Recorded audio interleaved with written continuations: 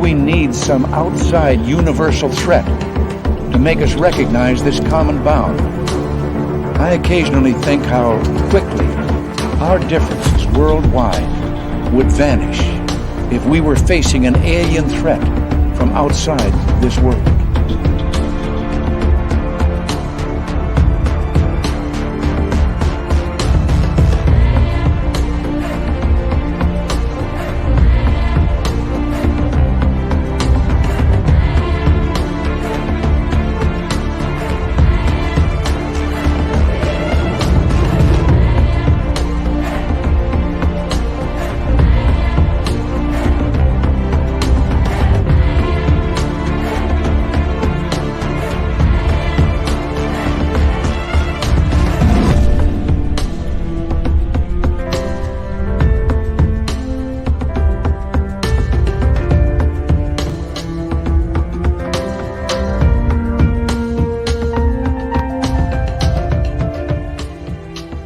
Everybody in Spaced Out Radio Land. My name is Dave Scott. Thank you so much for getting going with us tonight in a very, very special show.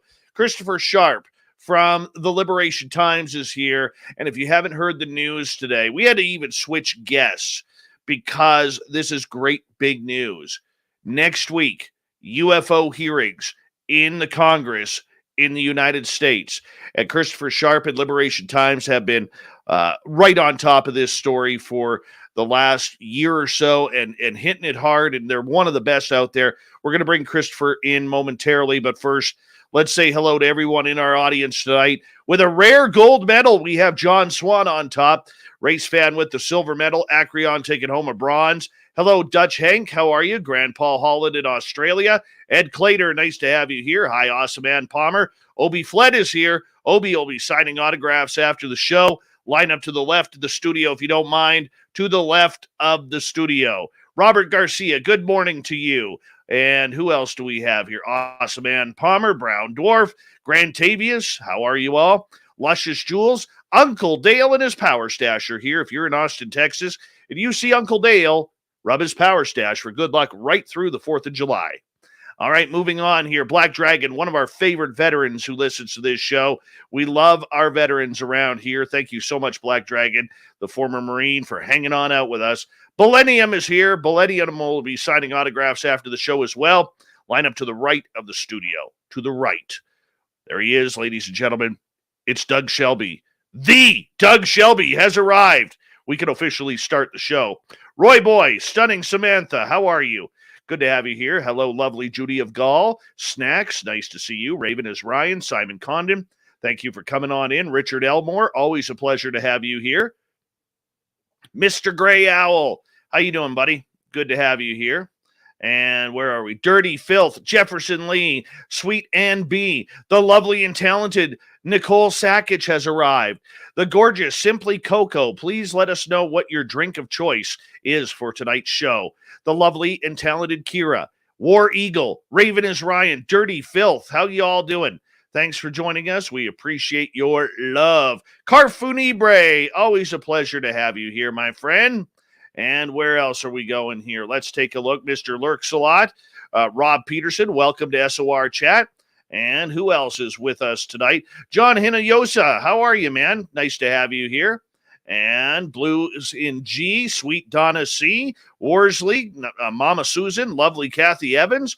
Now I am Become Death. Welcome to SOR Chat. Farflung Benji, how you guys doing? Thanks for joining us as we continue on with roll call. The lovely Jan, how are you? Let's start the radio side, by the way, because we kind of need that part. DJ Plum Nelly, welcome to SOR Chat. Thank you for joining us. Aunt Edna, you're looking lovely tonight. Henry X, welcome to SOR Chat. Stunning Cindy, nice to see you. The beautiful Jenny White Bear, nice to have you here. The gorgeous Dirt Road, Oob to Joe's Maine, you've got aliens, buddy, and a little Lola. Yeah, you do. Yes, you do. I think we're almost caught up here. Alien Critter, what's happening, my friend? Who else is here? Did I miss anybody yet? No, I don't think I did. All right. Let's see. If I missed you, I will get back to you. How about that? Let's see. Simply Coco's drink of the night is a pink lemonade and vodka splash. Very nice. Very nice indeed. All right, Super Chat is open. It's a great way to support what we do on this show on a nightly basis. Also, if you want to support Spaced Out Radio, a great way to do it is do some shopping on our website, spacedoutradio.com. All right, we got 10 seconds. Let's get the on-air side. Now we can start the show. Horns up.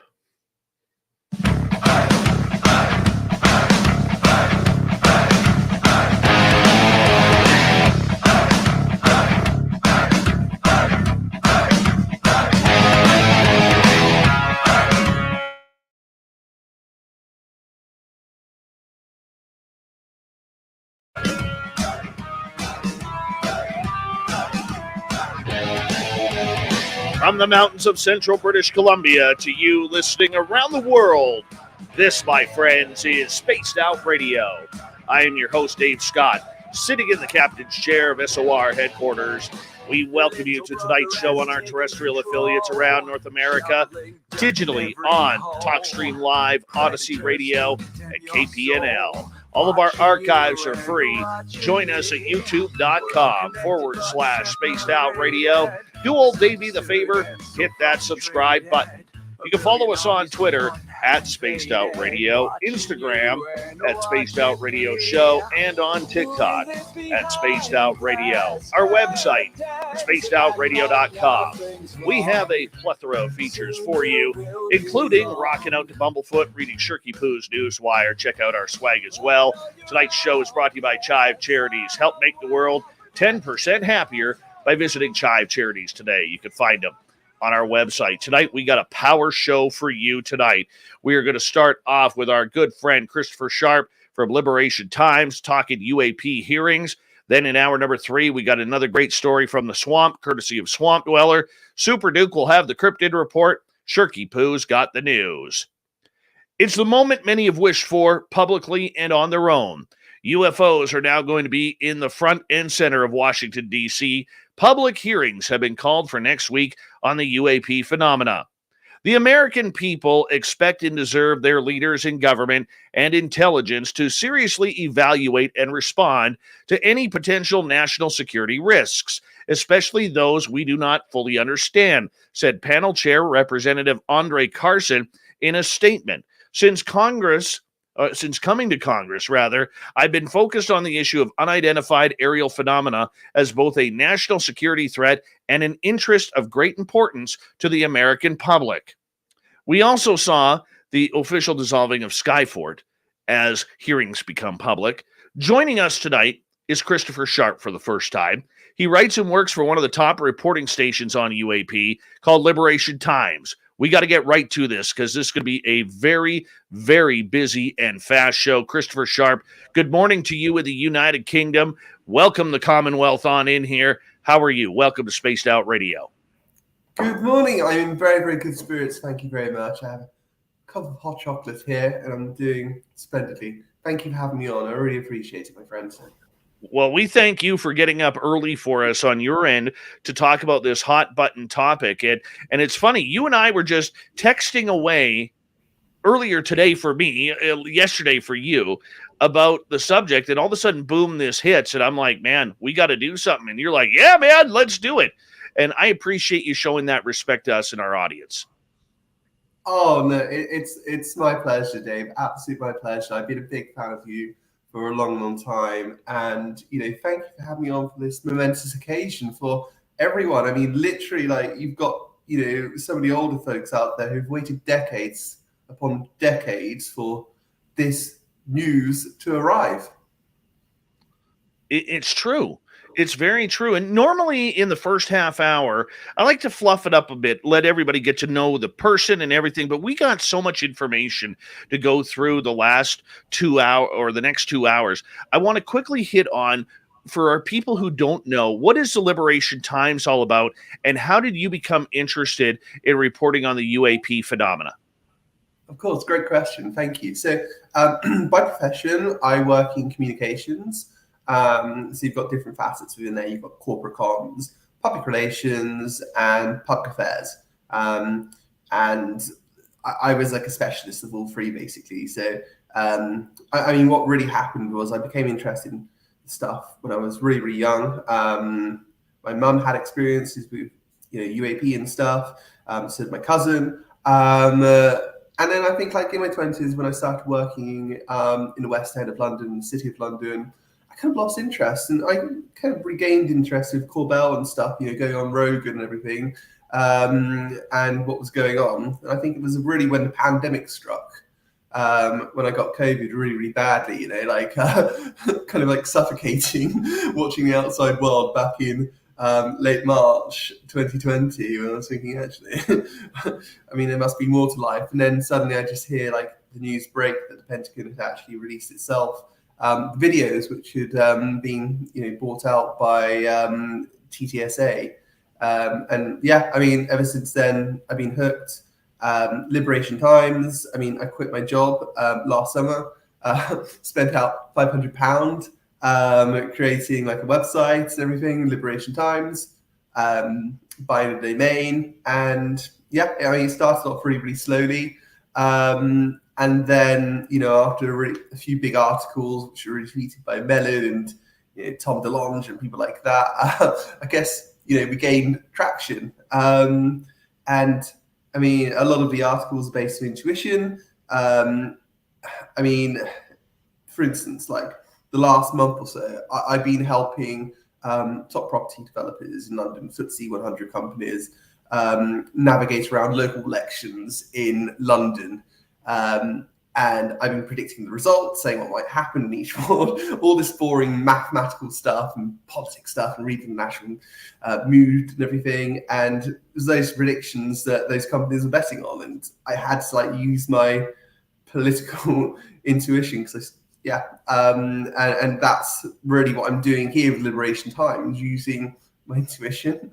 And I mean, it's got a large part to do with emotions as well when you're doing this stuff. So I was looking back at an article that I did on the 5th of January when I saw the warning signs. And, the first line is, the ink had barely dried on President Biden's NDAA 2022 signature before the warning signs emerged from factions within the Pentagon. I mean, yeah, I mean, if you think about it logically and stuff, it's easy to come to the conclusions that, Congress wasn't happy. Games were being played within, the Office of the Undersecretary of Defense for Intelligence and Security. Those things were very, very clear from the beginning. And whereas a lot of other news organizations, the big boys, kind of gave up after, the June 2021 report, we kept on it. We saw the story there, whereas others did not. And that's not everyone. There are some fantastic journalists. I mean, you're looking at Tim McMillan, Tom Rogan, some really good guys, Ross Coulthart, George Knapp. But I mean, a lot of the mainstream press that dipped their toes in the water, May and June 2021, just kind of backed out after that report came out. It was like, oh, we don't have any images of UFOs. Okay, there's not been this massive kind of admittance that aliens exist. We're gonna fly off, and they forgot about it. But yeah. You quickly have become one of the most reputable news sources when it comes to UAP. That is very hard to do, considering the fact that this community is so fickle, it is trite, it is very angry, it is very untrustworthy. How have you been able to dodge all of those bullets in such a short time to bring in some very good news and reporting? I try to stay out of drama. It doesn't work all the time. I mean, I've been accused of being Louis Elizondo's PR man, for example, and stuff like that. Well, actually, when you look at the earlier articles and a lot of my best work, I mean, Lou's not even a source. Of course, Lou's, a source for a lot of the articles and stuff. But I mean, bigger articles, those are actually composed of sources that aren't Lou, that are like DoD insiders and other people with kind of insight on what's going on at the moment. And I think it's kind of it's actually the analysis is really, really important. And also it's actually listening to the sources who actually know what they're talking about. I mean, if it's former intel people, if it's DoD insiders, it's really, really important to listen to those people. Stay out of the drama. Try not to attack personalities. Try to attack the issues at hand. And that's what we try to do. But I mean, there are always going to be people in this community that, they want the drama. A lot of them have mental issues. Let's face it. A lot of them are not happy people. And they're going to continue focusing on, the most disruptive issues that are going to hurt and upset people because they're looking for the clicks, and they're looking for the drama. I try to stay out of that as much as possible, but it really does hurt me at the same time. When people go after the likes of Lou, just because he's a public figure doesn't mean that he doesn't see tweets, doesn't mean that, horrible tweets about his family, his reputation does not get to him. And it's just disgusting, especially from someone who served their country, to think that some basement dweller can just, go after him. So I think truth is that, I try to stay clear of it, but it still impacts me. But, part of my audience as well, I'm looking at the people in Washington, D.C., I'm looking at senators, I'm looking at congressmen, I'm looking at the staff and stuff like that. I'm looking to influence them. I'm looking to, use the likes of Sean Roush, for instance, who's got a lot of historic data on, and kind of like bring things to light for them that people may have not known before. So there's a lot of similarities, for example, between today and the 1950s. I mean, there were like memos basically stating, look, we do not have control of our restricted defense ranges back in the 50s. They literally had the 50s to solve this issue. I hear you. I want to ask you, because you and I are both coming at this from a Commonwealth angle. You're over in the United Kingdom. I'm in Canada. We're looking into this story in the United States that is absolutely massive with Congress that is going to be happening next week. And in the end, this is exactly what Lou Elizondo, Chris Mellon, Sean Cahill have been talking about, that they needed to get this going. They needed to work and get the politicians, I almost said parliamentarians there, get the politicians on board to understand that this phenomena is real, that it needs to be part of a very, very open and public discussion. And now here we are. When did you learn about this story that the hearings were going to happen? So I did an analysis back in, I think it was like December 2021, January 2022, basically predicting what might happen in the coming year. Didn't really weigh heavily on the hearings because what people were telling me was that they probably won't come next year, maybe 2023. But I mean, I included it in the article as a nuclear option. It's kind of like, okay, like we've got midterms coming up in October. November. We've got midterms coming up in November. We got like summer recess coming up. I think July is the US one. Could be wrong. So, I mean, I think they're looking for results, especially with the October report coming out as well. And I read between the lines and I thought to myself, back in January when it was confirmed that AOIMSG was going to be within the office of the Undersecretary of Defense for Intelligence and Security, and when they were keeping the name as well, and they actually said, oh, actually, there is no UAP office. The UAP office is AOIMSG. So they were going to incorporate the language within that. That's when I saw the warning signs. I thought, oh gosh, OUSDINS are not going to give this up. I thought, gosh, we've got a lot of trouble here. And then I found out that I think it was in March. It must be in March that the way they are actually investigating UAP in February was still on a 2021 level. So basically, they were still implementing the intent of Congress back in late February. So I was like, okay, well, the first report is coming out in March. I mean, senators and congressmen, they're going to be really disappointed the fact that you've got nothing new for them. And that's when I started thinking to myself, gosh, there could be the nuclear option coming because, I mean, they want results before October. I think also when it comes to midterms, there is something in the back of their minds thinking they could be attacked for being interested in this topic. It's very, very easy for like a Senate candidate just to say, look, you don't want to vote for this guy. He's off investigating UFOs, playing to the audience, and kind of like that can make the difference in an election, especially a close election. So they do not want to take that chance. They want to be vindicated. They put their political reputations on the lines here, and they do not want to be messed around by the DoD, people within the DoD. So they've used the nuclear option. I mean, it came as a surprise. Even though I knew it was a nuclear option, it could be a possibility increasingly. Once I heard about it, I'd say about last week. Once I heard about it last week, my article came out on the 3rd. I think I heard about it on the 2nd of May. I was like, oh my gosh. And I trusted the source, so I went for the story straight away.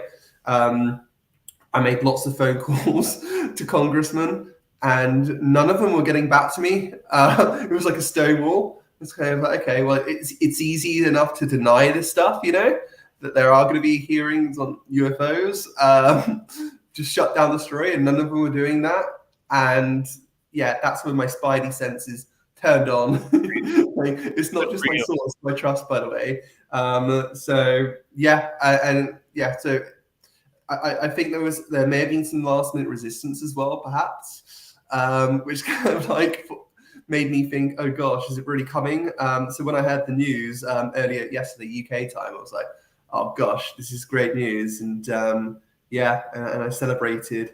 Yesterday, I didn't go karting with my wife because she fell asleep in the end. But I went for drinks with Ed Randall, my good friend on UFO Twitter, in his recording studio, and we had a good celebration. Things are really good now, So I'm really looking forward to next week. Got the popcorn ready. So. I am trying to figure out how I'm going to get time off next week from my daytime job in order to take this in. I already hit up my boss this week because I ended up finding Sasquatch prints 2 days ago in the forest about 10 kilometers to my west here where I am in the studio. And I'm like, boss, I got to go cast these. I need time off. And he's really cool about that. He's like, okay, but now I got to hit him up for time off next week because of UFOs. I mean, this is just all important and all encompassing.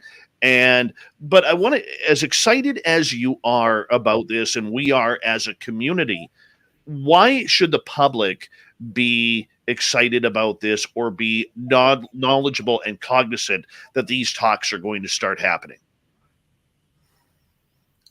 Firstly, I would say let's temper expectations. It's a process. I mean, Lewis always said that it's not going to happen overnight. I'm saying this as well. In my last article, I stated that there could be a chain reaction. Let's not. We're getting some audio issues with you here momentarily. Here, do you want to just quickly check your microphone there for a quick second because you were breaking up pretty bad? Oh gosh, I've not had any issues before with this. Okay, how does it sound now? Is it better now? No, it seems to be very, very rough all of a sudden. Very rough. Oh, okay. Oh, now we're better. Now we seem better. Let's roll. Is that good? Oh, excellent. So I think we shouldn't put all our stock in this one hearing, which is coming up next Tuesday on the 17th, which is going to take place from 10 a.m. Eastern time. However, we should look at like the wider picture. We should have a look at holistically, basically. From my understanding, the hearing which is coming up on Tuesday. Your microphone's cracking up again a little bit. I hate to stop that on there, but for some reason, every time you get going, your microphone starts cracking up, and I want the public to be able to get to hear this properly. And we got about 4 minutes before we got to go to break. I don't know whether you're a little too far away, but we'll get it straightened out here because I know what you have to say is extremely important to the entire process in learning the knowledge of what is going on at this time. So once again, let's try this again. How does this sound? I'm a little bit closer now. Let's do it. Excellent. I need to sort out my game when it comes to this. Right. Okay. So I think we shouldn't put all our stock in this one hearing, which is occurring next week with Ronald Moultrie and Mr. Bray as well. We should have a look at the holistic picture, because I think next week there may be more questions. The committee may be left with more questions than it has answers, and it may not be happy with some of the answers that it gets. I think it will frustrate them even more. So that may have a knock-on effect in terms of more hearings taking place throughout the next few weeks or months. And it could also have a knock-on effect as well when it comes to where AIMSG is actually stationed. I stated before that OUSD and INS is not the best place for AIMSG because it's an oversight office. It's not operational. It doesn't have the facility to contract, for example. And I see this as a real opportunity to push AIMSG into somewhere more capable, such as Space Force. The one thing that's really kind of caught me off guard, excuse me, I hiccuped there. Oh my goodness. One thing that's really caught me off guard there with this entire process is reading the body language and the words of the politicians who seem to be learning about this and the severity of the UAP issue as if they're hearing it for the first time. Now, with politicians, we've always been trained to take what they say with a grain of salt, Christopher. It doesn't matter what country you're in, because let's face it, we've all grown up to believe that the minute a politician is opening up their mouths, they're like a used car salesman. They're lying and, only saying what they want their constituents to hear. But in this case, looking at the UAP subject, we seem to be having a lot of people showing a lot of concern, amazement that this is happening right under their noses, right under the noses of everybody, not only in the United States, but around the world. And what do you think, in about 1 minute here, we got 1 minute before we got to go to break, about the emotions that we're seeing from some of the Congress people and senators coming out of Washington, D.C. on this subject? Great question. So from what my sources are telling me, this has changed lives. Seeing these videos that we can only dream of seeing one day, and seeing this information, it has literally changed their life forever. A lot of these politicians, they're not into this topic like us. So a lot of them were very, very surprised seeing these images, seeing this footage, seeing this data, seeing the witness testimony for the first time ever. It has changed their lives forever. And we shouldn't underestimate that. That plays a big part in their anger. Kirsten Gillibrand's constituents in New York were not crying out for UFOs to be a topic that they wanted her to look into. They were not crying out for it. There was no pressure. She has done this because she's seen the data.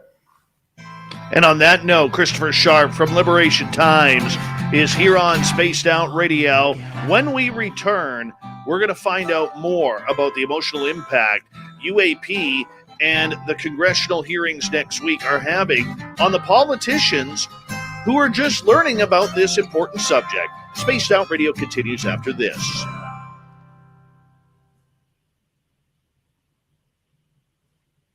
All right, so for people who are new to our chat room, and we got a lot of new people listening in and participating tonight, this is a live radio show, and we have to time everything out with our radio stations on their commercial breaks. You guys get to hear the behind the scenes of everything, so you'll be able to hear both Christopher and I speak during the break, and we'll be able to see you guys chatting away as well. So it's a little bit different. We aren't a full-on quote-unquote podcast, okay? Like even if you go to the podcast and listen tomorrow on Apple iTunes or Spotify, you'll actually hear us talking and all that. But we try and make everything towards our radio stations that we have to time out with. So just so you guys know, we do take breaks at the top and bottom of the hour, and that's just our format. So just wanted to let everybody know. Great start. I don't know what was up with your microphone there for a second, but I've been on the phone to HP support for the last 2 weeks trying to get my laptop fixed. I've got the evidence now. I can send the link to HP to say, look, my computer is not up to scratch. Look at the video, microphone playing up. But I need to up my game anyway when it comes to this stuff. So I need to get a headset, a proper mic. So that just reminds me. So that's something I'm going to get sorted out anyway. Right. Well, you know what? I have a feeling you're going to be doing a lot more of this in the future. It's you're going to have to do it because people are going to be knocking on the door saying, get on, wake up early, get your ass on our show.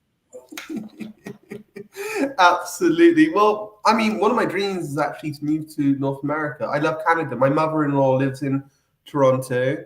I went to Vancouver when I was 21 years old after I graduated university. I love the place. And it's my dream for a Brandon Fugel to knock on the door one day, say, Chris, come with me. I'm going to be your patron. And then I get to do the stuff in North America and like go from DC to Colorado and proportion it properly. And my dream is to bring our entire spaced out radio team, move them to like Las Vegas and have like a big studio and have everything going there. And that way we're all under one roof. That is my ultimate goal is to hey, I love it where I live. I do. It's amazing where I live. I like the fact that I could be killed by wild animals at any moment because that's always fun. But I don't know. Wild Vegas or wild British Columbia. Vegas seems more fun at this point. Yeah, wild in two different ways, I suppose. Exactly. We got a bunch of people in here. Von Patrick, how you doing? The Mystic Lion, how's the beard? Please give us an update if you don't mind. We'd appreciate it. Who else is joining us here? Just to get caught up. Mennonite Abe, thank you so much, buddy. Appreciate you, man. And thank you for the super chat along with Snakes and Thomas. And we really do appreciate the love and support. The super chat is a wonderful way to support us during the show. So thank you so much. Max Ritchie, how you doing? Thanks for coming on in. And David Brown, thank you for joining us. And Andrew Tia Spears. I don't know if it's Andrew or Tia or both of them. Let's just call them Brittany. How about that? So Steve Wolf, how you doing, man? Good to have you here. Penman, nice to see you. Thin Lizzie Borden, you're looking lovely tonight. And let's see here. I think, there is the gorgeous Moonbeam herself, Katie Page. How are you? How are you, Katie? Great show earlier, by the way. Yeah, we snuck in a little peek there. And I think we are caught up on the names. Lyle Myers. Oh, Vegas has scorpions. Yes. But they also have mantid bugs, too. We don't have mantises here. I just, what? When I look at Vegas and, look at this. The FBI is here. Folks, we've got nothing to do with the interference. We are monitoring the situation. Wonderful. Thank you. Appreciate you. There's a lot of Taco Bells in Vegas, so I can guarantee I'm going to lose some weight. I got to open up my window here. Hold on. Pepsi Max. My wife wants me to quit. I can't though. It's the caffeine fix. Ken Pass, welcome to SOR Chat. Thank you for joining us. And make sure everybody says happy birthday to Sonia's News in the chat room tonight. She is celebrating tonight. Well-deserved, Sonia News. Happy birthday to you. And, I'm done. I'm done. Gosh, I've got the school run in 2 hours. We'll be done. How old are your kids? I got a 4-year-old little boy. Nice. Yeah, so I got to get him up in the morning. I've got the school run. My wife always jokes around because she's a nurse. 1 second here.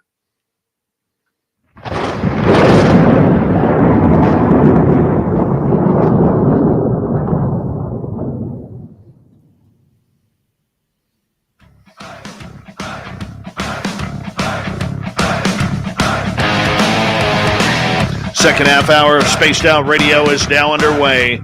My name is Dave Scott. Thank you so much for taking the time to join us. We very much appreciate earning your listening ears. Want to remind you that if you've missed portions of this show or others, you can check out our free archives at youtube.com/Spaced Out Radio. Do us the favor, hit that subscribe button. Our website is spacedoutradio.com. We have a plethora of features for you, including rocking out to Bumblefoot, reading Shirky Poo's Newswire. Check out our swag as well. Follow us on Twitter at Spaced Out Radio, Instagram at Spaced Out Radio Show, and on TikTok at Spaced Out Radio. From the liberationtimes.com, we have Christopher Sharp here all the way in the United Kingdom. Hanging on out. We are talking about the ever-important news that broke earlier, which was U.S. congressional hearings on UFOs. And we are going to get deep into this subject right now. Christopher, welcome back. Hello. All right, my friend. We were talking right before the break, the shock that a lot of politicians have had regarding this subject and realizing that it's not just fantasy anymore. It's not just stories from tinfoil hat wearing people, that there is a very big subject line going on with the phenomena that we call UAP, UFOs, flying saucers, whatever you want to call them. The reactions that you have heard from people you have talked to have been what? Shock in terms of their worldview, what normal is. Are we top of the food chain? I mean, you've got America, which is a superpower. It outspends, I think its defense budget is still perhaps slightly more maybe, but near enough there, more than all the other countries in the world put together. And now, as what Tim Burchett said, America, the global superpower, does not even have control of its own airspace. I think that's is quite a shock. And many did not know that. Many on intelligence committees, many on defense committees did not know that. That information has been hidden from them. It is a shock. They do not know where it comes from. It's uncomfortable. It challenges their beliefs in terms of religions. I mean, how long has this stuff been here for? And also it's caused anger as well, because this stuff has been hidden from them for decades. And they are pissed off. They are angry. They're very, very angry, I believe. And they're not going to let this go. My source that came with who broke the story to me that hearings are very, very close, said himself, there is frustration. There is a lot of frustration out there. And they've had enough. They've really, really had enough. They're calling hearings now, and there's the first hearing on Tuesday. And as I said, I think there will be a snowball/chain reaction effect, and perhaps more will come as well. They've had it up to here with some people within the DoD.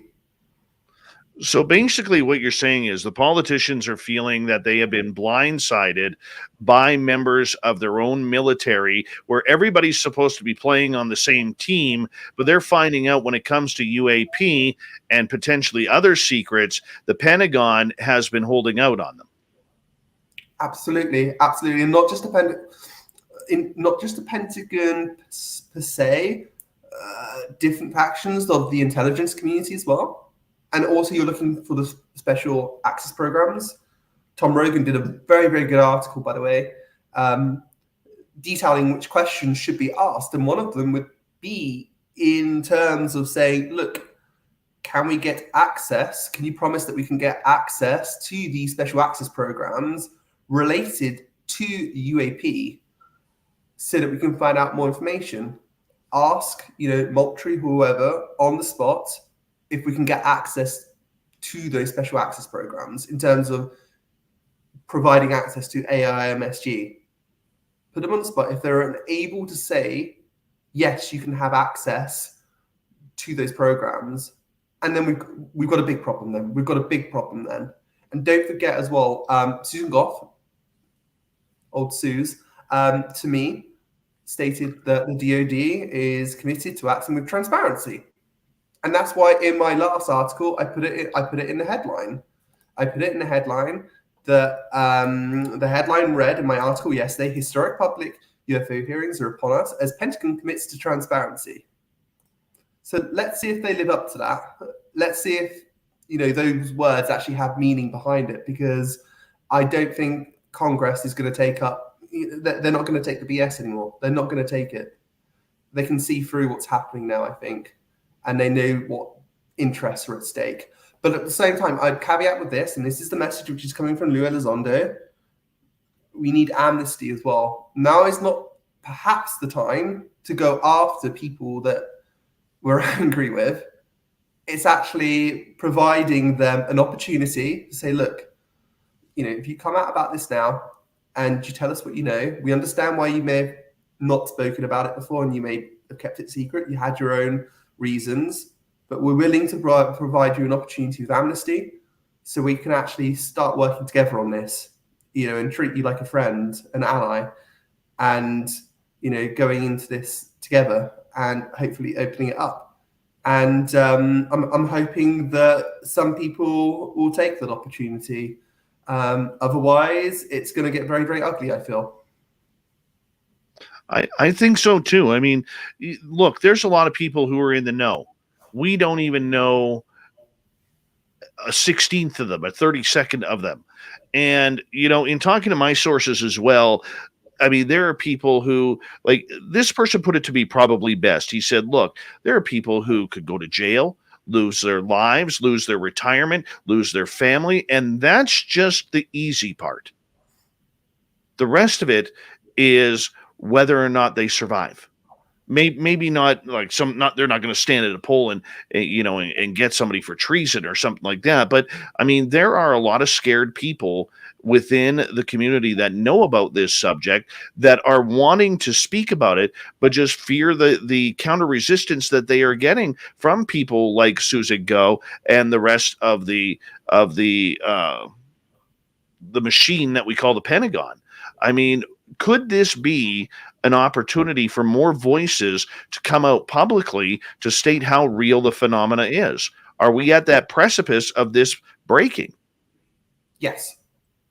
And we say that it starts with witnesses on the ground, service members, brave, US patriots, who also help defend the Western world and my country as well, who put their lives on the line to defend our values. And they're ready. Some are ready to speak up now. And I think you'll be hearing some more about that, let's say, in the next few weeks. And that's just the start. And I think it starts with those veterans finally feeling that they could speak out about this. They will set the example. They have the courage to do that. And that's happening as the stigma is slowly evaporating. And I think that will have a knock-on effect. And I think others who are in the know, like you were mentioning, I think they will start to come out and speak about it. Possibly not go on Twitter because they've seen a lot of the hatred directed at Lou. But I think a lot of them, I see them like I wrote in 2021. A lot of these people, they're surrounded from all sides now, and it bewilders me that some people within the DoD, especially Gary Reed, holding out, to the last moment, putting up a staunch defense that he didn't see it coming. He probably, he may have had the opportunity to kind of switch sides and say, look, actually, I see it's not working anymore. Let's work together and try to get this information out. And, he had the power to potentially do that, but he chose not to. And it just shows that, that there is some groupthink within the Pentagon and people do not see the writing on the wall. And they're in denial. They're in absolute denial. But in truth, they're surrounded by all sides. And there's, once Congress has got its teeth into something, they're not going to let go. They're not going to let go. I mean, look at Kirsten Gillibrand, whether you agree with her or not, that she's done some speeches recently on women's rights. And look at the passion she speaks with. Do you really want to be on the receiving end of that woman because she is very, very passionate. And she is not going to let go, and she is a fine politician. Well, I mean, you talk about amnesty a little bit ago. I mean, realistically, talking about UAP should not be a crime. But we don't know as a public what is in that United States military UFO Pandora's box that sits buried 28 floors below the Pentagon. And I'm being facetious here when I say that, but there are a lot of secrets out there. And to everybody, disclosure means something different. To me, I want it all. I want to know about Roswell. I want to know about Eisenhower, every conspiracy theory regarding the subject or phenomena confirmed or cleared up. You know, whether or not somebody like Bob Lazar worked at Area 51. I mean, there's still debate and argument over that. I think the public in the whole disclosure program needs to know everything. What was flying over Phoenix during the Phoenix Lights in 1997? And this is what I think disclosure is. Whereas disclosure to a politician may be, well, the public doesn't need to know yet that we have alien contact or that we have bodies from Roswell or something along that lines. So where do we draw the line here of what's acceptable for disclosure of potential amnesty? It's a very, very good question. And at the end of the day, we're dealing with a bureaucracy. Bureaucracies are complex, and that's done on purpose, especially when it comes to national security.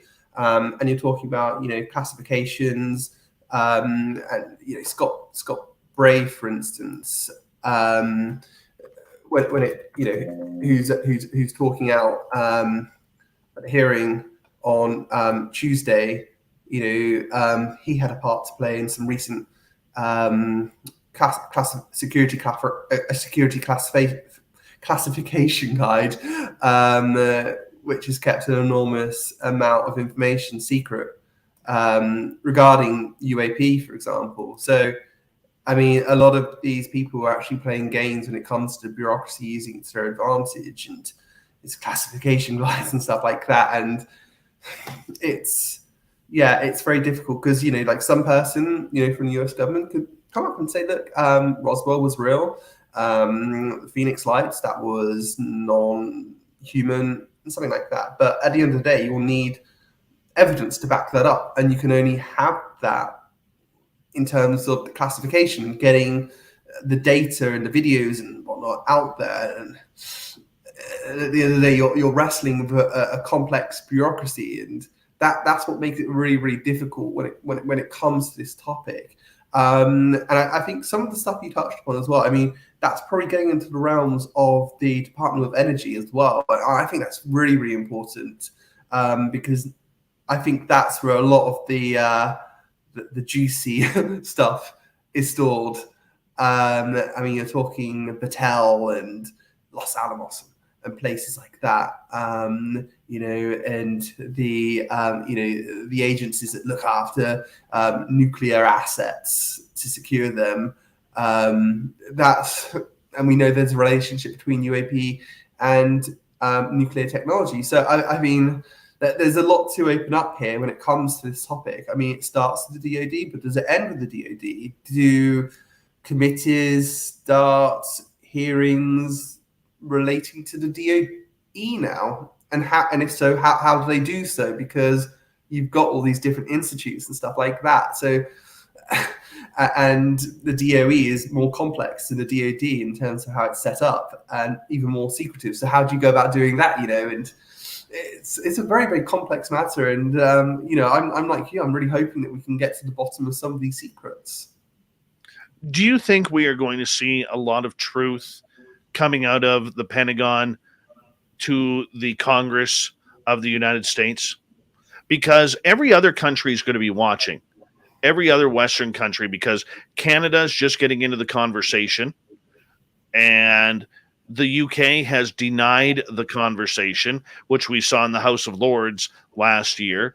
Australia and New Zealand, which are part of the Five Eyes as well, really haven't dug deep into it.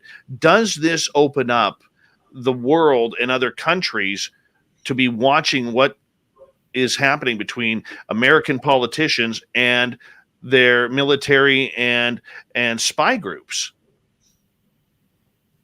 That's a really, really good question. So, I mean, you've got two parts of government usually. Speaking broadly, you've got the elected representatives, and then you've got the bureaucracy with unelected representatives. In terms of, speaking from the UK and politicians there, hearings need to capture their attention. And hopefully by my work in the Daily Mail, I can make some headlines out of this, get some exclusives and stuff that politicians will pay attention to in the UK. And I'm really, really hoping that it actually does capture attention. I mean, for my article that I wrote yesterday, I was hoping to get something from the opposition party, which is Labour in my country, but from the opposition Secretary of Defence, Jon Healey, and his team was like, no, we don't want to go there. But perhaps even me just emailing saying that there are hearings has just caught his attention, But I think when we look at the other aspect, when it comes to bureaucracy, so the Ministry of Defence in the UK, I think that some, within the intelligence agencies will be paying really, really close attention to this and looking for permission, perhaps, to say, look, we've got no option now. We need to start moving on this. MOD confirmed to me yesterday that their line on this topic has not changed and they do not comment on the activities of foreign governments. But let's see.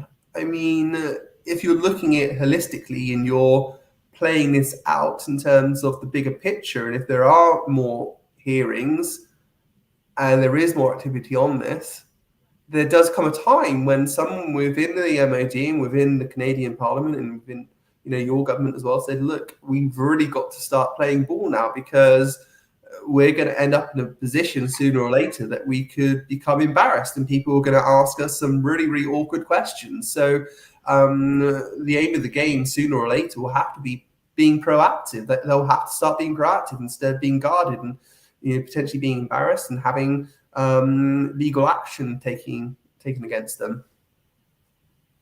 Well, it's going to be very interesting to see. And as I let you know earlier today or yesterday, pardon me, that we got confirmation on this show that Canadian Member of Parliament Larry Maguire, who recently spoke at one of the standing hearings in the Canadian Parliament, actually brought up the UAP topic for the first time. And we found out a week and a half ago that Canada's former defense minister has been read in. And Larry Maguire will be on this show June 1st. And we want to do exactly that. We need to grill some of these politicians, get them a little bit worked up to continue the conversation, to say, look, this is an important topic. And it's sad, but the media almost has to be the pro-activist at this point. Usually we're supposed to remain unbiased and impartial, but it's like we got to put the politicians' feet to the fires here.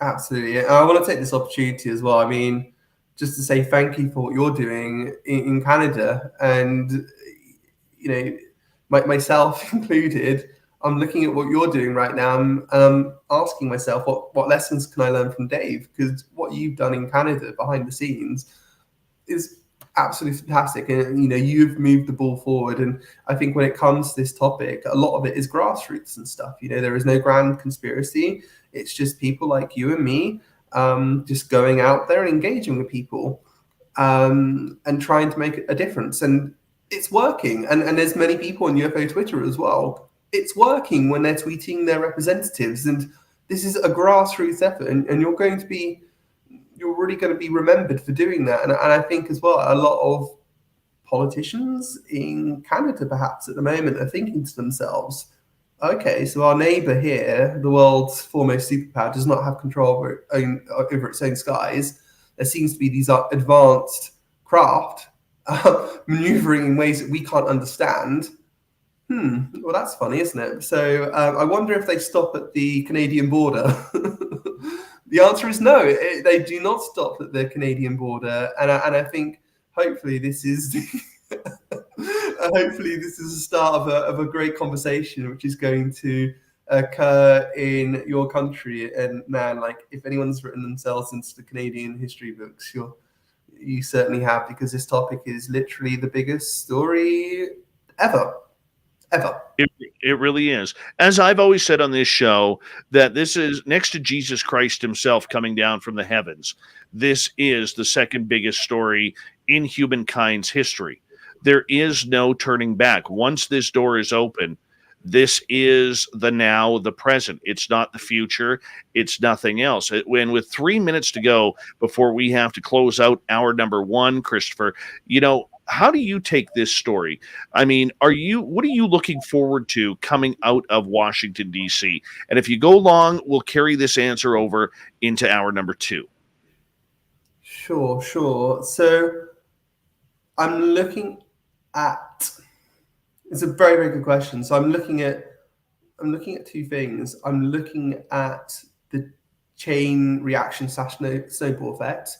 So if this does not end with Moultrie and Bray, who are coming up next week, who's going to be next? Are they going to question Elizondo? If so, get your popcorn out. I'm looking for that. I'm looking for insiders with really, really juicy information, or people they can really kind of like grill over this who have not been complying. And I'm also looking as well for what happens to AIMSG. What happens to it? Because at the moment, we're in a no-win situation, because OUSDINS is not in a position to run this show. It cannot even contract. I mean, go back to December. Look at Chris Mellon's tweets. Look at Louis Elizondo's tweets about their old office. It just has an inability to do the job. So what happens to it? Where does it move to? Because the writing's on the wall, really. It's very abundantly clear now that it's not up to the task. Not just because of lack of capability, perhaps people in there as well who are allies of Gary Reid that do not want to have the conversation and that are not going to enthusiastically undertake the intentions of Congress. What does it take to do that? What does it take to kind of like forward the conversation? Does it take perhaps a new act of law? I don't know. Yeah, so I mean, we'll be looking for all those signs. We're looking for the chain reaction and what happens. What happens to AIMSG and who is next to speak out about this in terms of hearings. Also, we look to other committees as well. What other committees may hold hearings of their own? So we know that Carson's committee is going to hold them. What about the Senate Intel Committee? Are they going to hold hearings? What about the House Committee on Intelligence? Chaired by Adam Schiff. So, like, is that going to start doing it? What's going to happen in Washington? And, is the State Department going to start engaging with allies and partners? What's going to happen in terms of that? Are we going to have like more situations like we had with Japan, for example? So I'm looking for all those things right now. And it's all going back, and part of it is going back to the NDAA as well. I'm looking at the wording. So yeah, I'm looking for all those things. Christopher, I'm going to get you to hold on right there because we are going to go to break here at the top of the hour. We have so much more to discuss on the pending Congress hearings on the UAP phenomena. And when we return with Christopher Sharp from the Liberation Times, is it still about UFOs?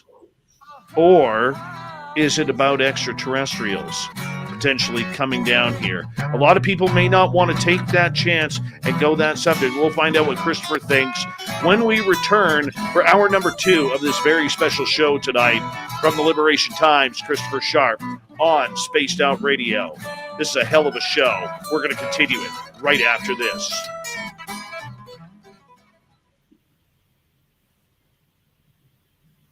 I can say this now that we're off the air, but this is a fucking great show right now, dude. This is a power show. Power show. Thank you. Thank you so much, my friend. I am going to just take a bathroom break. We got about 5.5 minutes. If you want to hang out, I am just going to put you back in the green room, and I'll be right back, okay? Sure. No worries. All right, be right back. Be right back, people.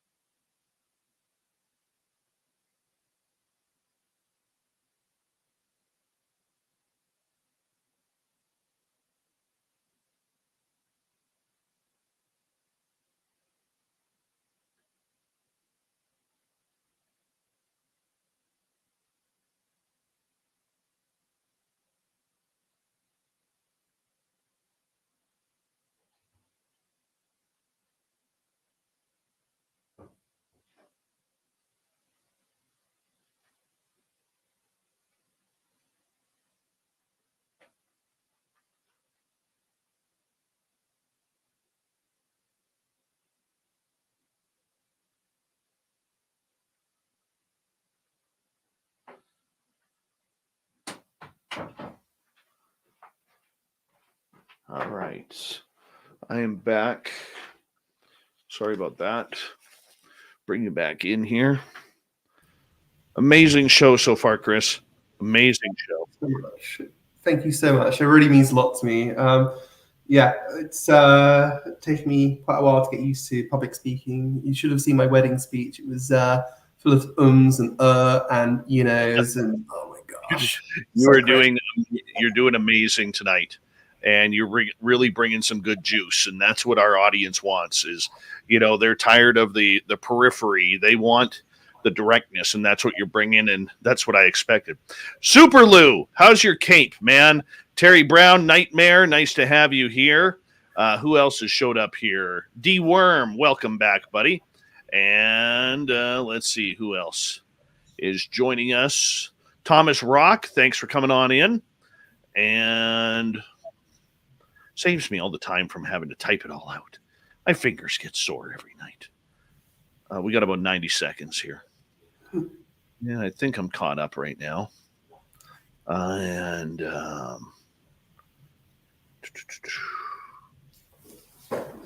I'm going to Toronto soon. We should meet up. Oh, dude, when are you going to Toronto? August. Hopefully, a few of us from UFO Twitter can meet up, go to a sports bar. Oh, God, if you weren't 3,000 miles away.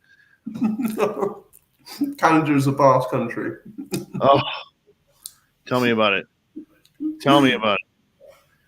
All right, we're going to overtime. It's 4-4, Edmonton and LA. Come on, Oilers. Let's friggin' do this. Let's do this. We just came back from 4-1 down. Oh. Is that an ice hockey team? Yes. Hockey playoffs, man. River Dogma, how are you, buddy? Good to have you here. Just going to get some Ribena. Yeah, you go. I want to say a big thank you to Thomas, Snakes on the Train, Mennonite, Abe, and Jefferson for the awesome super chats. It's a wonderful way to support what we do on this show. We want to say thank you to all the veterans who are tuning on in and listening. You always have a safe home here on our Spaced Out Radio chat room. Here we go with hour 2.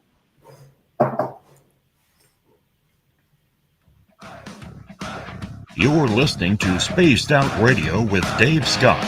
Follow Dave on Twitter at Spaced Out Radio and on Facebook, Spaced Out Radio Show. Hour number 2 of Spaced Out Radio is now underway. Thank you so much for joining us. My name is Dave Scott.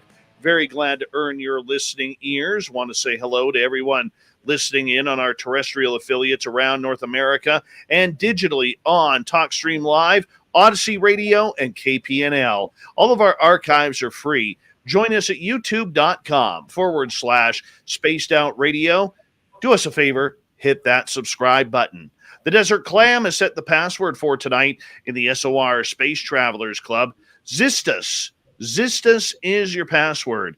Use it wisely, Space Travelers, as the Clam sets the password each and every night right here on Spaced Out Radio. Our website is spacedoutradio.com. We have a plethora of features for you, including rocking out to Bumblefoot, reading Shirky Poo's Newswire. Check out our swag as well. Follow us on Twitter at Spaced Out Radio, Instagram at Spaced Out Radio Show, and on TikTok at Spaced Out Radio. We continue on tonight talking about the congressional hearings that have just been announced in Washington, D.C., starting next Tuesday. And we are going to be hot on the trail of figuring out what does the United States know about UFOs. Joining us tonight, one of the most prolific reporters on this subject from the Liberation Times. We have Christopher Sharp all the way in the United Kingdom. Christopher, welcome back. Hello again.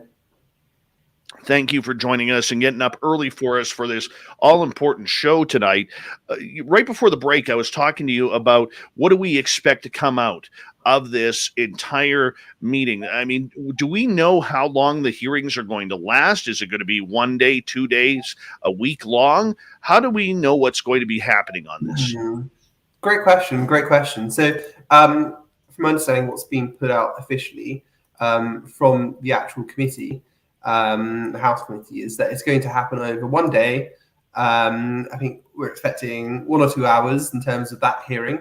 And then afterwards, we'll turn to a private session, again chaired by Carson. So that's what we can expect. And then we need to read the mood and the body language and what was said in answer to the question. So we need to read the body language of and the mood of the members of the committee. Do they seem satisfied with the answers that they're getting? Do they seem frustrated? And then we need to have a look at the answers as well. What are being given? Are they actually going to provide the answers that are needed? So when it comes to, because they want transparency. If you look at a lot of what's coming out of the committee in terms of the quotations which were provided to the press, a lot of it focuses on transparency. Because from my understanding, they do want a lot of this information to come out so that the public can see what they've been seeing. So I think they're looking for reassurances that they can get that transparency in terms of the reclassifications, perhaps.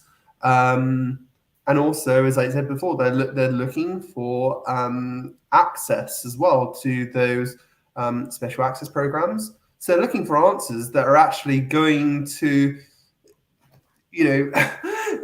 going to fulfill what they need in terms of following through with this and actually making a success out of the UAP office. That's what they're looking for. Okay, so when these hearings happen in public, is Lou Elizondo going to be playing a public role in these hearings, or is he going to be on the sidelines kind of watching from the background? For now, from my understanding, again, in the background, I've had nothing in terms of Lou speaking. What we need to do, so once we've read the mood and we've kind of analyzed what's coming out of this committee hearing, which is taking place on Tuesday, then it's step number 2. What happens next? And then you might start hearing mumblings of another hearing or hearings. You may hear that other committees are becoming interested in it. You may see another interview by Burchett or Rubio or something like that, saying, "Look, I saw the hearing the other day. I wasn't happy. More needs to be done." And you may see other developments and stuff like talk about new laws being passed to actually force the hand and get stuff done. Those will be the things that you need to watch out for. And I think especially in terms of the question you're answering, what's step number 2 in terms of hearings? So if they don't get the answers that they want, who do they bring in next?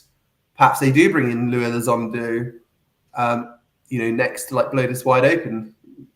That would be your popcorn moment when you get the popcorn out, because that's what I'm really looking forward to. Maybe Mellon as well coming to the hearings as well. I think all bets are open really where it goes next. And I think, it'll be after that hearing takes place on Tuesday, you'll have to kind of really start listening for the signs of what's to come next. And that's what I'll certainly be looking to do. I'm going to be talking to my sources. I'm going to be asking for comment from congressmen. I'm going to be looking for all those signs really of what's going to come next and provide that to my audience. All right. I'm going to put you on the spot here. On Tuesday night next week, can we get you on here for an update? Because I know you're going to be following that very closely, but I would love to get you back on here for an update on what you saw happen that day. Absolutely. Yeah, that's absolutely fine for me. I've got a business trip afterwards as well, so it helps waking up early. Well, you know what? It's going to be a long day for you as the hearings happen in Washington, D.C. next Tuesday for the open discussions about the UAP phenomena. The public always seems to be the ones who are ripped off when it comes to any type of public talk like this. We see a lot of politicians who will stand there with their Gucci ties on and talk tough and say the right things, but afterwards nothing ever seems to get done. Look at the hearings that happened a couple of years ago with Mark Zuckerberg and Facebook with their privacy talks and sharing of people's information. Can we expect the same here, or is this such a different type of topic that it could be a complete wild card? Good question. Very good question. I think it's the latter in that case. When it comes to national security, we're talking a different type of politics, for example. When it comes to national defense, usually, look at Ukraine, for instance, that's where you see parties come together. It could be like a Marxist, whether it's the Marxists on the left and, the fiscal conservatives on the right. That's where they all come together, basically, with one voice. National security, that's when you have to stop playing games, usually, with politics when it comes to protecting global security. And I think there's an added ingredient to this one as well, in terms of, like I was saying, it has changed people's lives. It really has changed people's lives. And it would not surprise me if some of these politicians are going back to their Bibles, maybe looking at some of the Greek philosophy, not philosophy, but Greek myths, going back to the Sumerians, because this stuff's been happening for a long, long time. You've only got to go back to the reports that come out, Sean Rouse, for example, that he released from the 1950s, and you can see the same technology exhibited. You've got to look at what was coming out of Italy in terms of the 1970s, and even 1933 crash outside Milan in Italy. This technology has been around for a long, long time. I think that perhaps staffers and politicians themselves are actually looking at people like you and me and others on UFO Twitter, and Graham Rendell, for example, and looking at the history of this now and actually wanting to understand more, because many of those answers are certainly not going to come from the DoD and intelligence agencies. Well, you know what? Here's my concern. When June 25th, 2021 came around, when the DIA released their initial report, to me, it was empty. It was a hollow shell with minor tidbits of information. Now, I can understand that people who may not be in the know were very excited that a report came out, an initial report, but we were all hoping for more and basically got an empty plate. What are the chances, do you think, that the congressional hearings on Tuesday are going to be the same, where it's going to be a giant nothing burger, or we're actually going to get some proper information about what's going on? So you've got the public hearing. It's going to take place for 1 or 2 hours. And then it will go to private mode, where they may get some of the more juicier bits, which involve national security that the public cannot hear. So you've got that aspect to it. Obviously, Avril Haines has mentioned it before, that there seems to be an overclassification problem in terms of national security. And that goes against President Biden's agenda to actually be more transparent, especially after what happened with the Donald Trump administration, where conspiracy theories were rife, and that had a lot to do with lack of transparency, which is, grown for the last few decades. But I would temper expectations. I don't think we're going to necessarily get the answers we're looking for and the headlines we're looking for on Tuesday. Although saying that, look, we could have some surprises. Not many people predicted hearings in the first place. So let's see what happens. But I feel that, this is just a start, and it will have a knock-on effect. In terms of the report that came out in June, I will keep by what I've said all along. There were more pages to that report. There were 73 or 74 pages, however you count them, from my understanding. And if people really think that what's being publicly put out there is the reason why Congress is pursuing this like they are, I mean, they're in denial. There is a lot more information, and there are a lot more videos It wasn't necessarily a report that they saw as well. It was a briefing, which suggests as well that they saw videos. There's a lot more to it, and I think that give it time. Congress does want transparency from what's coming out, from what I'm hearing, and eventually, hopefully, that leads to the reclassification of videos and the data. And I think also, like the June report, I think so many people overlooked, and journalists in particular, overlooked actually what was in it. I mean, you've got some great lines in here saying, you're talking about major technological advancements being talked about, basically, and just the way that they fly with wings aloft, for example, like that, and displaying the capability that it's displaying. I mean, it's quite startling. And then you've got UAP clearly pose a safety of flight issue and may pose a challenge to US national security as well. So there are some tidbits in there, which gives a glimpse to why Congress is concerned. But yeah, I say give it time. But we're on the right track, and hopefully we may not get what we're looking for on Tuesday, perhaps, but it's part of a process, like Lou has always said. And I think we're really heading in the right direction here. Heading in the right direction is always a positive way to take things. I mean, because the subject is now open. The subject is now on record, and we need that to happen.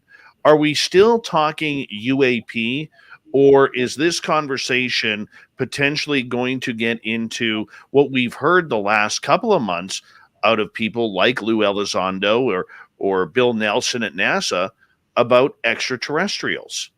Is there going to be a combination, or is this all about still UAP?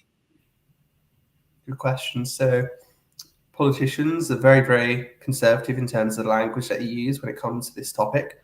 I think when you look at some of the interviews that were happening on the street with Heinrich, for example, he seemed pretty rattled by what he had seen. And I think right now there's a real possibility that congressmen are actually talking to their staffers, talking to their comms teams, thinking, okay, how what do we do on messaging when it comes to this? Do we use the E word in terms of extraterrestrially, like what Avril Haines was saying as she fumbled upon those lines? Do we say that? Because if you listen to what Congressman Burchett is saying, Representative Burchett, I mean, it seems like it is not from this planet. It looks like it's non-human. And I've spoken to witnesses. There is going to be a story which is going to come out quite soon. And, those witnesses that I spoke to, ex-military personnel, they've seen something, let's say, and they straight away knew that it was non-human. And I'll add this as well, that the intelligence capability of the US is absolutely world-class, outstanding. I mean, you've only got to look to the Ukraine to see that, and how, the intelligence apparatus of the US has really, really made a difference in that conflict. And that's only the tip of the iceberg in terms of the whole kind of organization. And they've got very, very good knowledge of the capability of adversaries like China, for example. They know it's not China. Even Mitt Romney said it's not China. And as Krista Mellon was saying as well, if it does end up being China, it will be like the biggest, national intelligence failure ever. It is not China. And I think privately, those within Congress realize that. And they're probably mapping out in their own minds right now in terms of comm strategies. I probably know this as being a comm specialist. What language they use. They'll be looking at keywords and stuff that they're going to use. They'll have their Q&A sheets and stuff. And they're gonna be as guarded as possible. But if you do, yes. But if you do see the extraterrestrial word used, even safely, or in a way that's kind of like an offhanded remark or something like that, look out for that, because that's not accidental. Sorry. Yeah. I don't see the word extraterrestrial or alien or off-worlder coming up in the public hearings. I think they're going to keep it very, very much to their chest and keep it about national security and especially around military bases. How do we stop these craft from coming on in? I don't think we're going to get the where are they coming from question in that. I see that being more for the closed door meetings. Do you see that being the same as well? No, because I mean, if you look at the Brian Bender, by the way, Brian Bender, excellent journalist, his story the other day about the briefings and the real kind of anger, it seemed like anger coming out. And it seemed to be around, like, look, we've got these reports now. We know they exist, that we know it's not news to us in terms of the national security threat they pose, the fact that they seem to, with impunity, penetrate defense air ranges. We know this. We've seen the videos and stuff. Actually, now we want to know where they originate from. So, like in Brian Bender's article, it says, but some leading sponsors of recent legislation want more analysts and surveillance systems dedicated to determining the aircraft's origin, and just more and not just more reports of their existence. So I think there is a desire to really get to the bottom of this, because look, let's play a devil's advocate. Let's say that it is China or Russia. Look, we've got Russia at the moment invading Ukraine, a democratic country, tearing it to pieces. And we've got a leader in Vladimir Putin who just seems like an absolute madman. Can we really take the risk, even if it's like 0.1% that it's Russian? No, we can't. And, you know, if there's any feeling amongst Congress that DOD is trying to cover that up if it is a problem in terms of Russian technology, and so maybe, let's face it, that, you know, we know that there is a certain proportion of UAPs that is written in the UAP report that came out of the DNI in June that seem advanced, but we know that there may be some that don't have those capabilities as well, which may be Chinese or Russian drones. I mean, that's a huge problem if it is the case, and DOD is trying to hide the problem from democratic representatives who have been elected to office and appointed to committees and portfolios to actually protect their nation. And if they don't have the intelligence to do that, that is a major problem. And that's democracy itself then, which is at threat, because democracy can only work if the elected branch has oversight and that there is transparency coming from the bureaucrats, which is not occurring at the moment, it seems. Here's my confusion of it all. You know, as we got about 2 minutes to go before we got to go to break at the bottom of the hour, Christopher Sharp from Liberation Times is our guest. We seemed, thanks to Chris Mellon and Lou Elizondo, about a year ago, to get away from this threat narrative where they started eliminating Russia and China from the conversation. And now it seems like we're taking a step backwards and getting back into the threat narrative. Could it be Russia? Could it be China or any other earthly adversary? Is this the way to kind of keep a calm on it while more politicians get indoctrinated with the UAP phenomena? It could both be a strategy to actually move the conversation forwards, and it could be a reality as well. Because if you look at the report, it seemed that I think it was 21 of the incidents where what was exhibited by the UAP seemed to just defy, these are my words, physics and technology that we know to exist. I mean, what's to say that one of those unidentified objects couldn't be Russian or Chinese, let's say?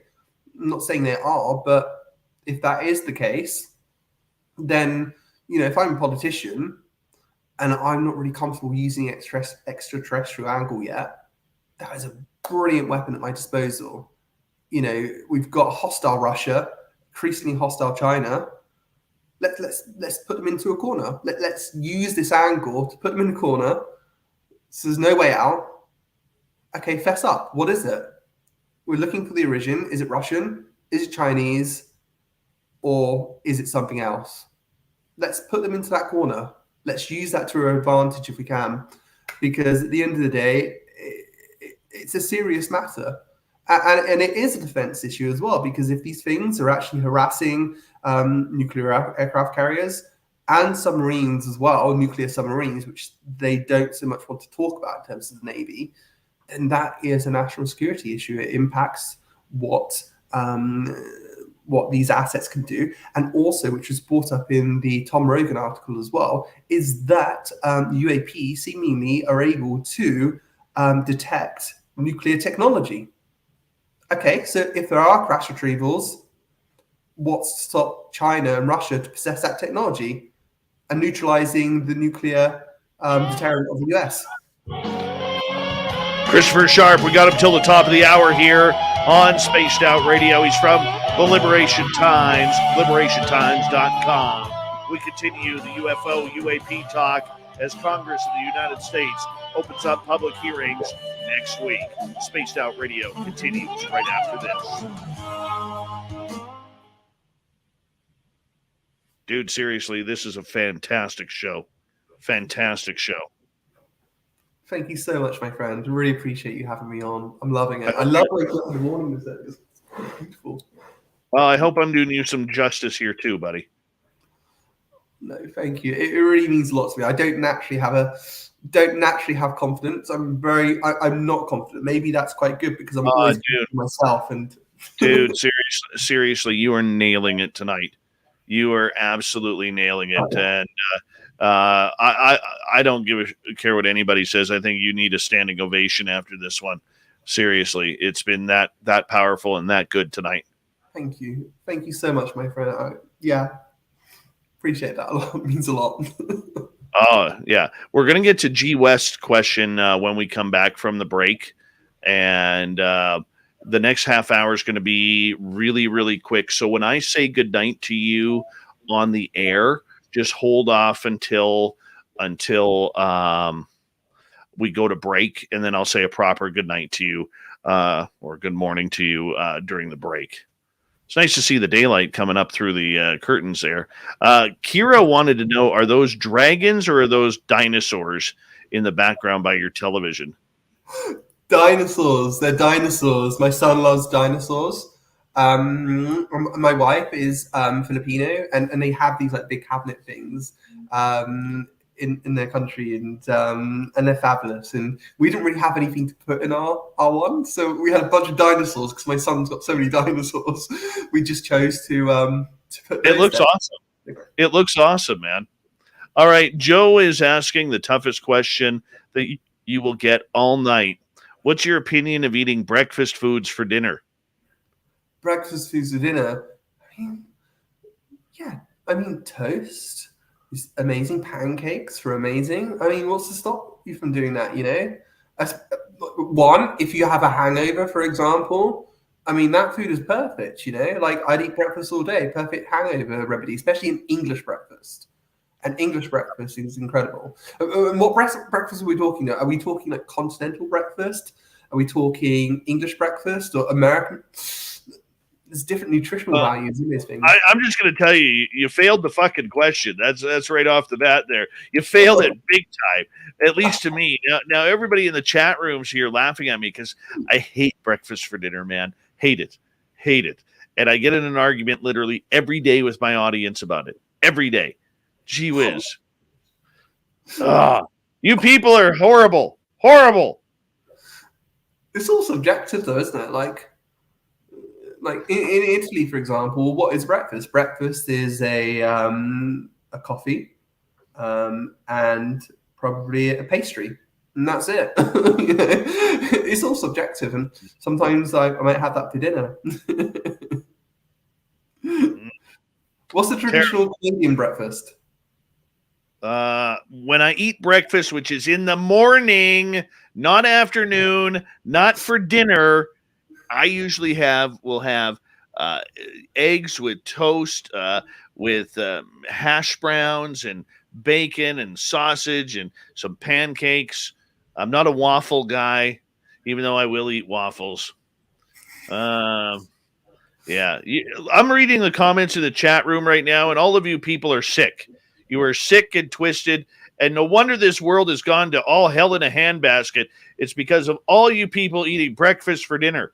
That's what it is. Uh-huh. And allowing your children to play soccer. What? Yeah, it's on, man. You got me with the breakfast comment. Now I got to bring soccer into it. Haven't Canada just qualified for the World Cup? Yeah, and I feel sorry for us. I do. Feel sorry for us.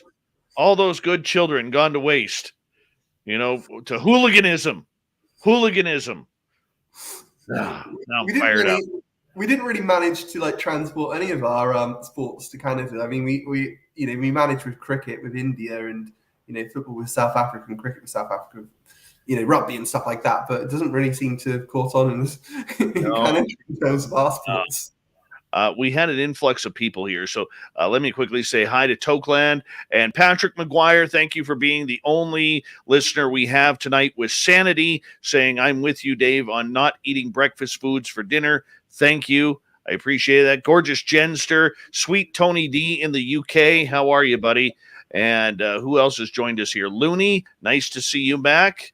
And I think that's it right there. I want to say a big thank you tonight to our super chatters: Thomas, Snakes on a UFO, Mennonite Abe, Jefferson, Cindy, Lucy, Ken, Obi Flat, Dry Toast, Road Flare, and G West. It's a great way to support what we do. High Mystics Walk. And we're going to get going here right now, everyone.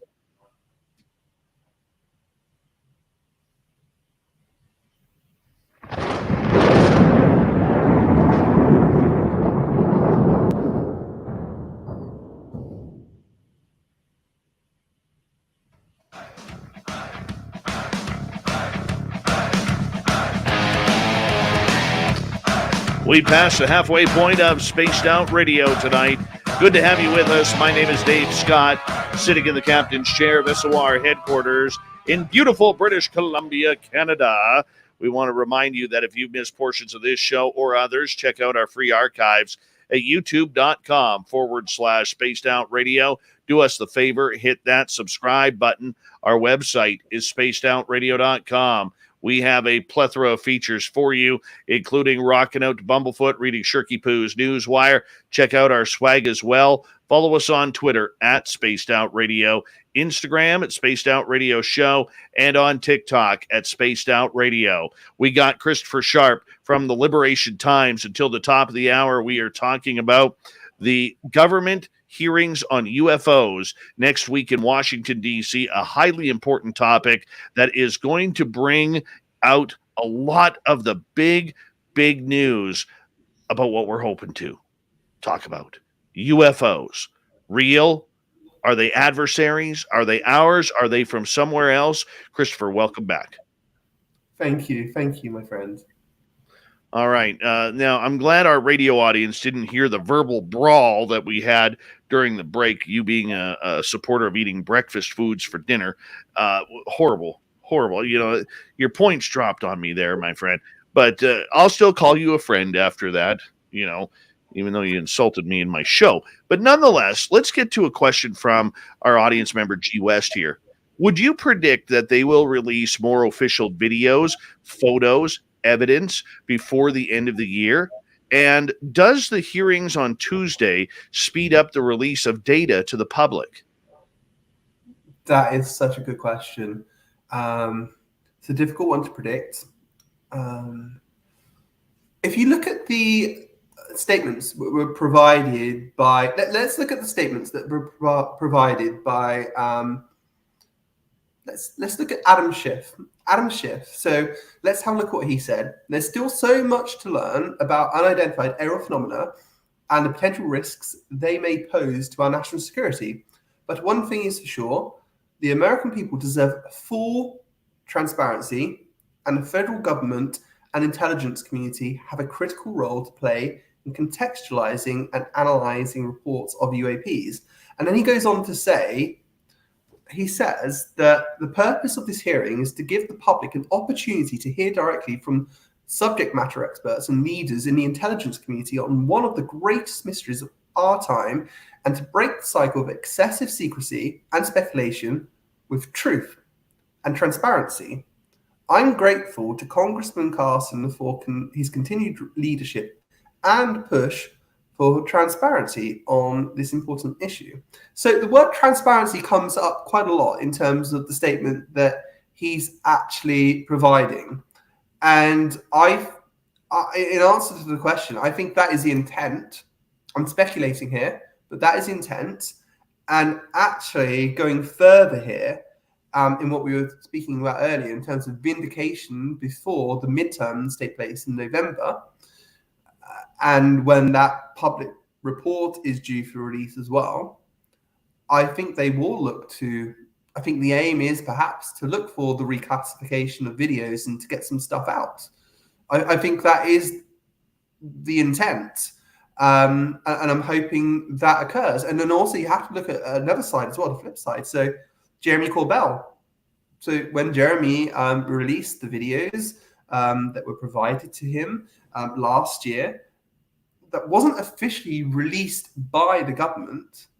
However, it was confirmed by the government that it was actual footage. So, I mean... Except for the last video. Except for the last video. Yeah. But we could have a situation like that play out. That could play out. So, footage could be leaks, perhaps, and then confirmed by the DoD. Or we could have a real drive in Congress to actually push the release of more footage to actually vindicate what they're doing.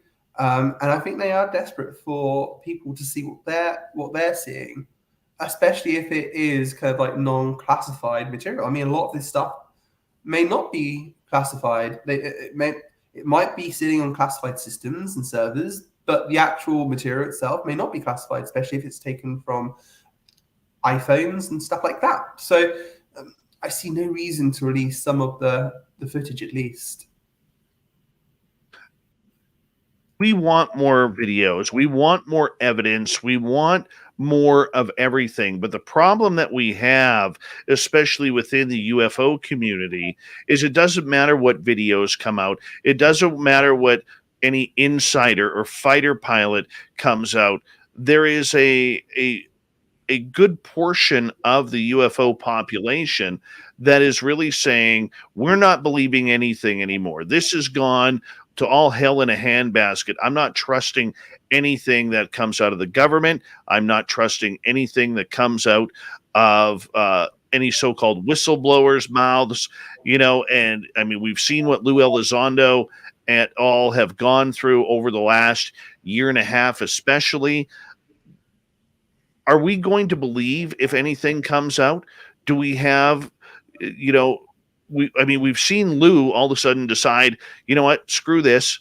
I'm going back into the dark and do the work that he needs to do behind the scenes now, rather than as a public figure. Do we need any more evidence? Are we good enough to get evidence, or have we already closed that door because of the way that we're not accepting the information? Really, really good question. In terms of the government, Congress has seen enough evidence to push forward with this, and respected, reputable politicians put their reputations on the line to do it. In terms of what's coming out of the UFO community, I think we should all be asking the same question right now. I think we're all dying for more evidence to get out there into the public sphere, and I think that's what kind of unites us. But I think, as I mentioned before, some people are not attacking the topic. They're attacking characters. They're attacking Lou, and they're attacking me. They're attacking a lot of others as well, instead of the topic itself at hand. And that makes me really, really sad. I mean, you have to question people's agenda, actually, why they're on here. Like, who goes on to UFO Twitter just to attack Lou all day? I'm sorry, but I'd rather spend time with my son than spend 2 hours of my time arguing with some troll on the internet saying this kind of stuff. And I think in terms of trust of witnesses and government, I mean, it's nuanced. I mean, in terms of witnesses and stuff like that, it takes an incredible amount of courage to actually come out and have the limelight on you and speak about what you saw, because they're in a very vulnerable position. They've served their country in many cases as well, these veterans who have seen what they've seen. And I think they should have our utmost admiration. And, the same goes for Lou as well, who's a veteran. And I think this whole kind of like lack of trust in the government, yeah, I mean, a lot of it you could say is justified, but then government is nuanced. So politicians, when it comes to national defense issues, they have no reason to lie. This isn't something that they've taken on. Like I said with Kirsten Gillibrand, her constituents in New York aren't dying for her to speak about this topic. She's done so because she's seen the data. So she has no reason or agenda that I can clearly see to lie to us. Lou is not a one-man band. There are plenty of us behind the scenes briefing Congress about this that all agree that, this needs to finally come out. But I think in terms of, people questioning these politicians, I think it comes out of I really think it comes out of the QAnon movement and the impact Trump has had on America, perhaps, in terms of trust of government and politicians. And that makes me really sad, especially when it comes to national security issues. Yes, politicians can lie, especially when it comes to other interests and stuff like that and scandals. Yes, that does take place, and I've seen that myself. But on national security, simply there is no time to mess around. And this is a bipartisan issue. Everyone agrees with each other, from Carson on the left to Burchett on the right. They're all in agreement that something real is happening. And if you think they're all part of a grand conspiracy or they're all being misled by Lou Elizondo, then, I mean, you need to see your therapist. But I think in terms of if you don't trust the DOD, let's say, or let's say some people within the CIA, that's a different question. That's government also. And I think you may have a valid point there in terms of trust, because especially if you look at the Air Force and you look at other agencies, they seem to have misled the public in terms of this topic. So you have a right to be aggrieved. However, you should not dump them all in together. The government is a giant apparatus, My wife is government. She works for the NHS, she's a nurse. But is she a politician? No. Is she a defense contractor? No. Is she working in the Ministry of Defense? No. It's just lazy people, really, just like dumping government into one thing. It's silly. It really, really is silly. Nonsense. Yeah, I was going to say something sarcastic there to end it about Nick Pope, but, we're going to continue on here. I think your final words said it beautifully. Let me ask you this. With Lou Elizondo now going into the background and into the shadows, basically saying, I've had enough. I don't need the threats. I don't need the battering that I'm taking on a public face here, and I can do better work and more work behind the scenes, out of the public spotlight. Do we look over time now that Skyfort has closed its doors to another project coming forward, or do we search now, waiting for the next Lou Elizondo to come forward? Firstly, I just want to give a shout out to Skyfort.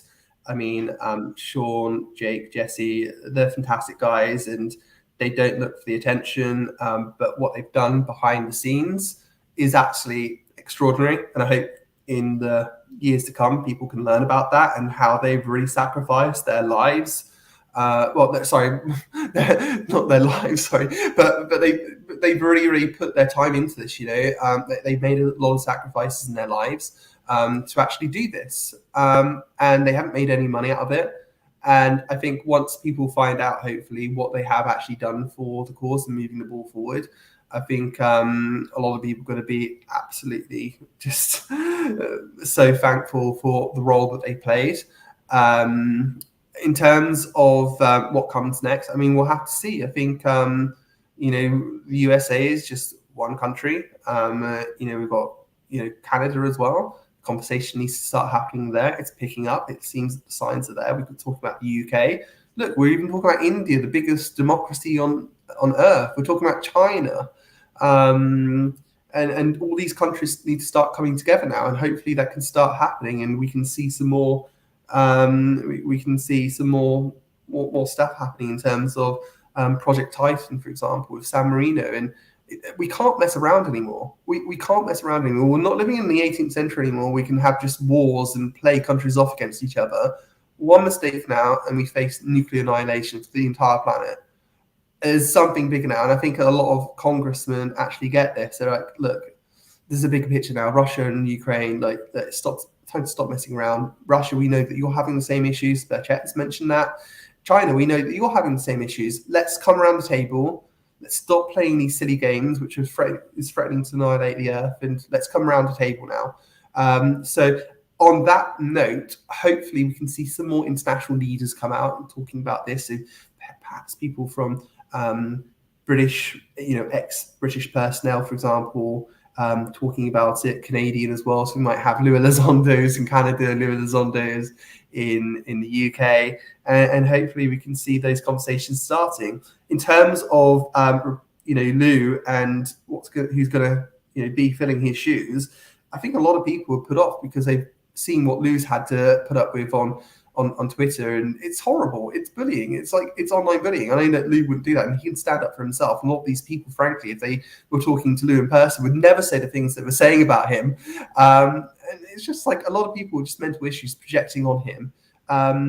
Hopefully more do come out, but I think what we need to start thinking about next is actually how do we change the way that we have this conversation, and how do we actually prepare for a new reality when we're facing, in terms of we're not alone, and we need to become better. Humanity needs to improve, and Lou has a very, very good point that he doesn't have a lot of faith in humanity because, frankly, we've seen it for ourselves, and do we deserve this information? Do we deserve to kind of like,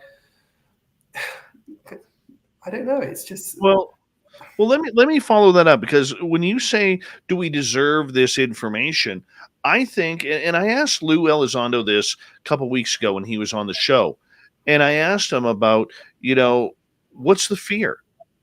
And there is a giant fear in Washington, D.C. from a lot of the politicians about how this is going to affect the political system. How is this going to affect the economy? Not just the American people, but this is a subject that affects 7.8 billion of us. How is this going to affect the stock market? What about food? What about gas? What about the religious people, especially the zealots out there who take their religion a little bit too seriously?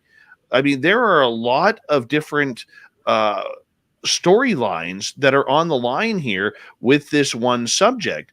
And maybe it's because of the fear of how humanity is going to react to this that is really what's driving a lot of the cover-up. What is your thoughts on that? I agree. And also, I think in Washington specifically, there is a group of perhaps, let's say, evangelical Christians who do have an agenda. And they're they have previously been actively trying to stifle debate. But perhaps, let's say, hypothetically speaking, there are now signs that they're ready to have the conversation. It's going to affect doctrine. But then again, if you look at the history of Christianity specifically, it's always managed to evolve, let's say, and as our understanding of the universe has evolved as well. And I think we can get through this as well in terms of that. Stock market and other factors, I don't think it will necessarily affect that anymore. I think what you'll see is that you'll see a lot of people perhaps in denial. I mean, look at Mick West. Any information can come out. You could have an alien get out of one of these vehicles that we see, and he'll probably still say it's a bokeh effect or something like that. He'll try anything, and you'll get that as well with a lot of these hardcore religious people as well, and that's probably going to be a problem. And we see already that you're going to probably get Mick Wests in certain religions and stuff who are going to outright perhaps reject what they're seeing. But yeah, I mean, in terms of like, do we deserve this and are we ready? It's kind of like, Lou made the analogy before, like you've got like a big gorilla in a cage, and you're thinking like, okay, do I really want to let this loose? Do I really want to start engaging with it? And if you think about it, and the mob mentality and the way that people act and stuff like that, and how they're so cruel to each other, and just like it's basics, really. It's what I teach my son, at school, to be nice to others, to think about how your words can impact someone's day and their mood. It's just like basic stuff, and we've got a long way to go. And if there is another, civilization out there thinking, are they ready? Are we ready to make public contact with them? I think we need to start thinking about that. I think we need to start thinking about that too, because if we don't, I mean, how does it keep the door open? How do we bridge the gap? I mean, the economy is one thing that we know that the military, doesn't matter which country in the world, because we are still in a military industrial complex, any military in the world is going to want to get that technology, try to reverse engineer it to see what they can do to get the upper hand. I mean, we could sit here and say we're all ready for ET contact or to find out what these craft are, but is it for the best of humanity right now? That's another question that these people are going to have to face. Yeah, I agree. It is the questions they're going to have to face. And, part of what Tom Rogan's article is talking about, as I was mentioning, they're able to detect nuclear assets, from submarines to missile silos and stuff like that. They're able to detect them. Okay, what if the Chinese are their own reverse engineering program and they manage to have that capability? That would neutralize the nuclear deterrent of America. And they'll, if Putin wanted to, he could take out the USA without any impact on Russia, perhaps. I mean, that's how serious this matter is. It's been demonstrated from my understanding, and it's just silly. I think, like Lewis alluded to, we need to start coming together now with those other countries. And, we're sometimes talking about despicable countries here that have got appalling human rights issues, but we need to come together. We need to come together. For me, have you ever watched an episode of Star Trek when they go to a world where sometimes on episodes, like they go to like another planet and it's like, oh, we don't like these people, and we don't like these people, and it's kind of like, it just seems all pathetic. And you can see clearly it's holding them back and stuff. These silly little disputes and stuff that they're having, and I don't mean to downplay that, because a lot of these disputes aren't silly, because we're talking about people being killed and being tortured and stuff like that. But I think the only way that we remedy this long term is to actually start talking with each other and have dialogue and understanding. And it's time to come together now. We can't mess around as a world anymore. We're on the brink of nuclear destruction at the moment. All it takes is one wrong calculation in Ukraine at the moment, and it could mean the end of everything in terms of our planet. 2 minutes to go here. What do you expect to happen on Tuesday? I expect more questions to come from it than answers. I expect a lot of frustration.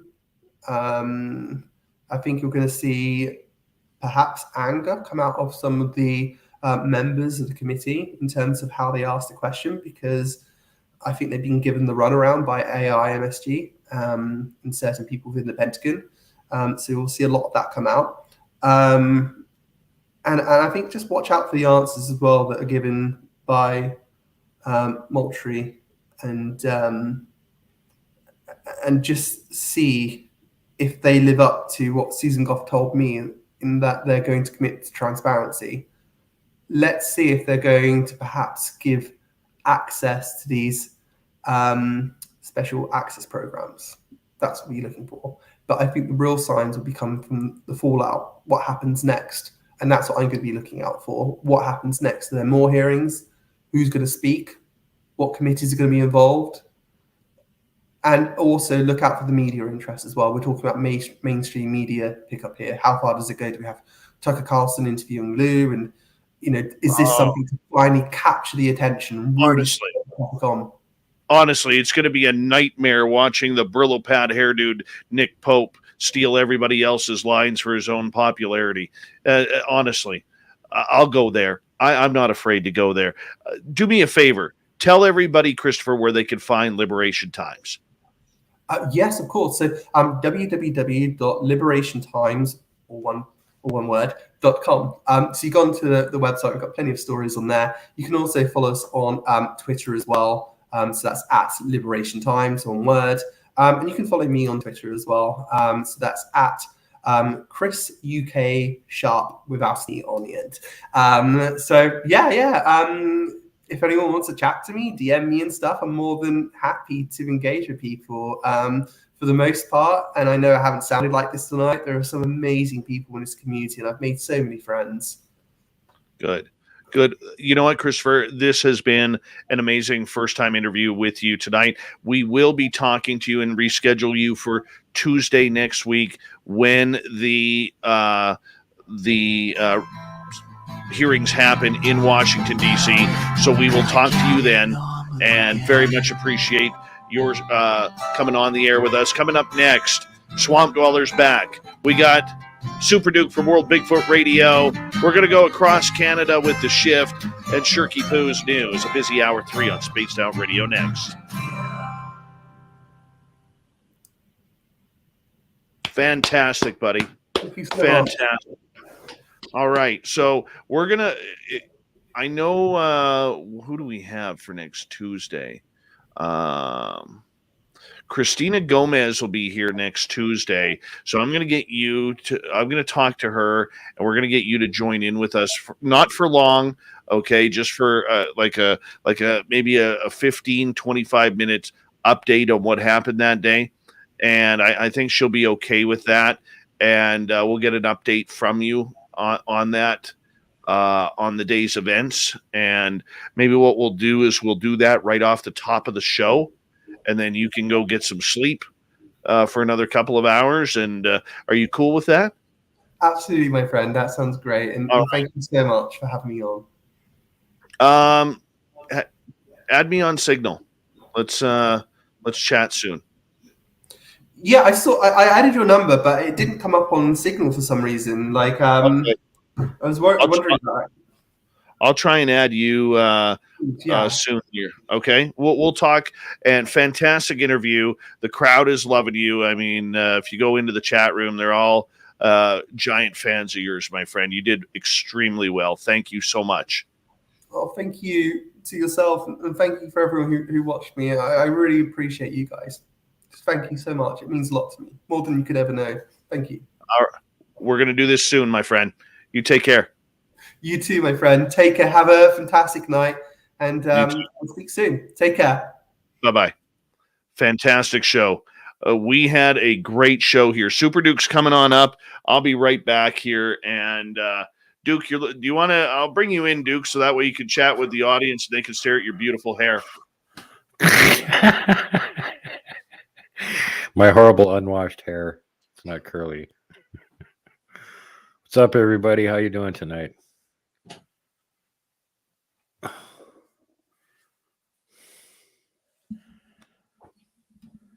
So what do you want me to do tonight? Should I tell a giant story? Should I talk about some cryptid encounters?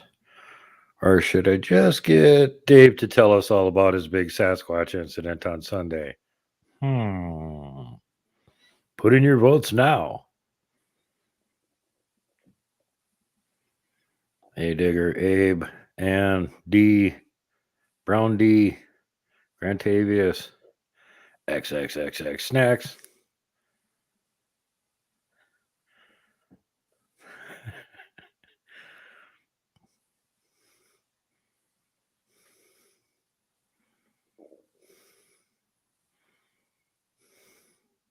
Get Dave riled up. Dave was already riled up once tonight. You don't talk about that icky breakfast food for dinner thing.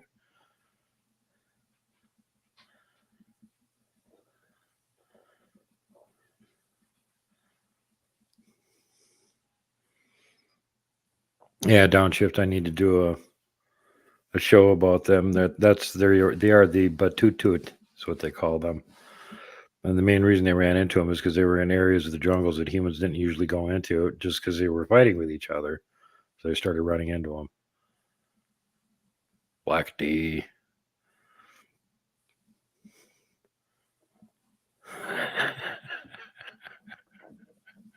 Well, D, you're just an instigator, aren't you?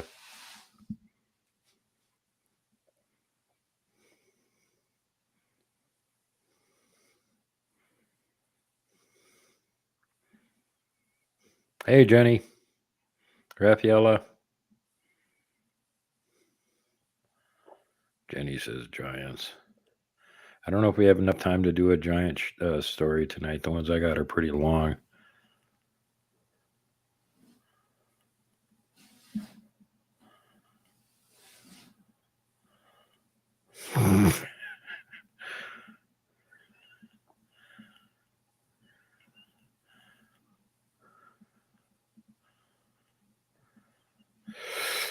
Yeah, one that I referenced previously was the 5 killer giant story, which is pretty famous over there in the Solomon Island chain. Everybody over there apparently knows about it. But that one's about like 8 pages long, so I don't know if I could read that fast.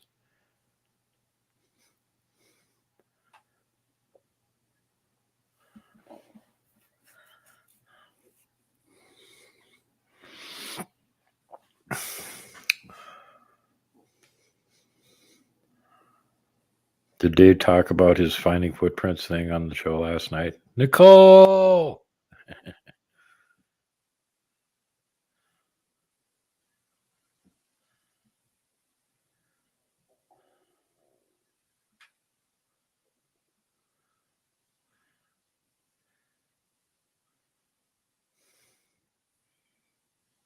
Dave, yeah, I just upgraded from Sanskrit and cuneiform. I can actually read modern languages now.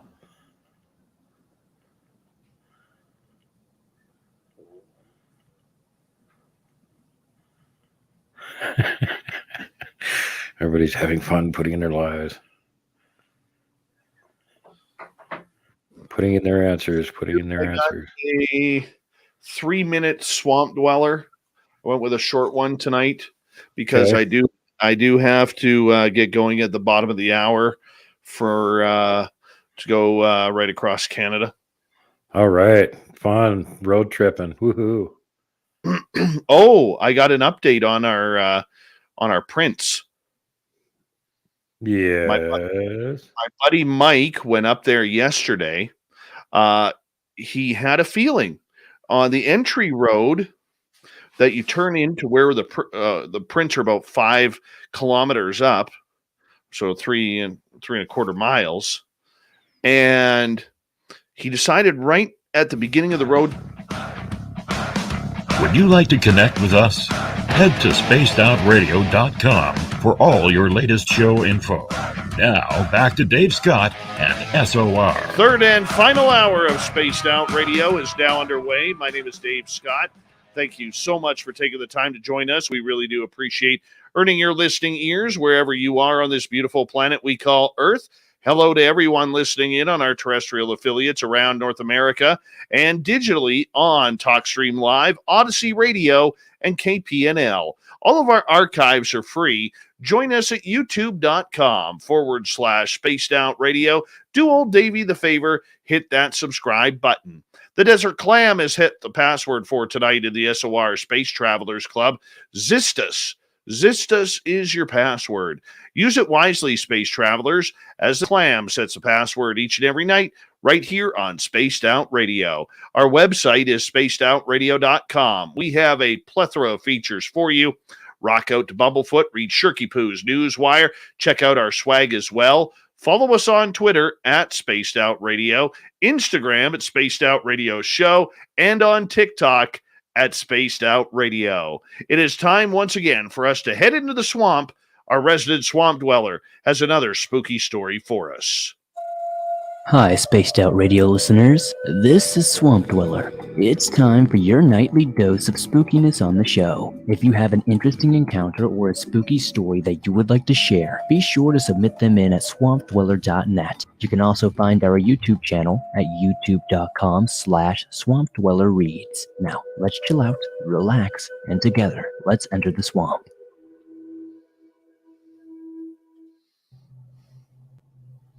This started in April of this year and is somewhat still going on.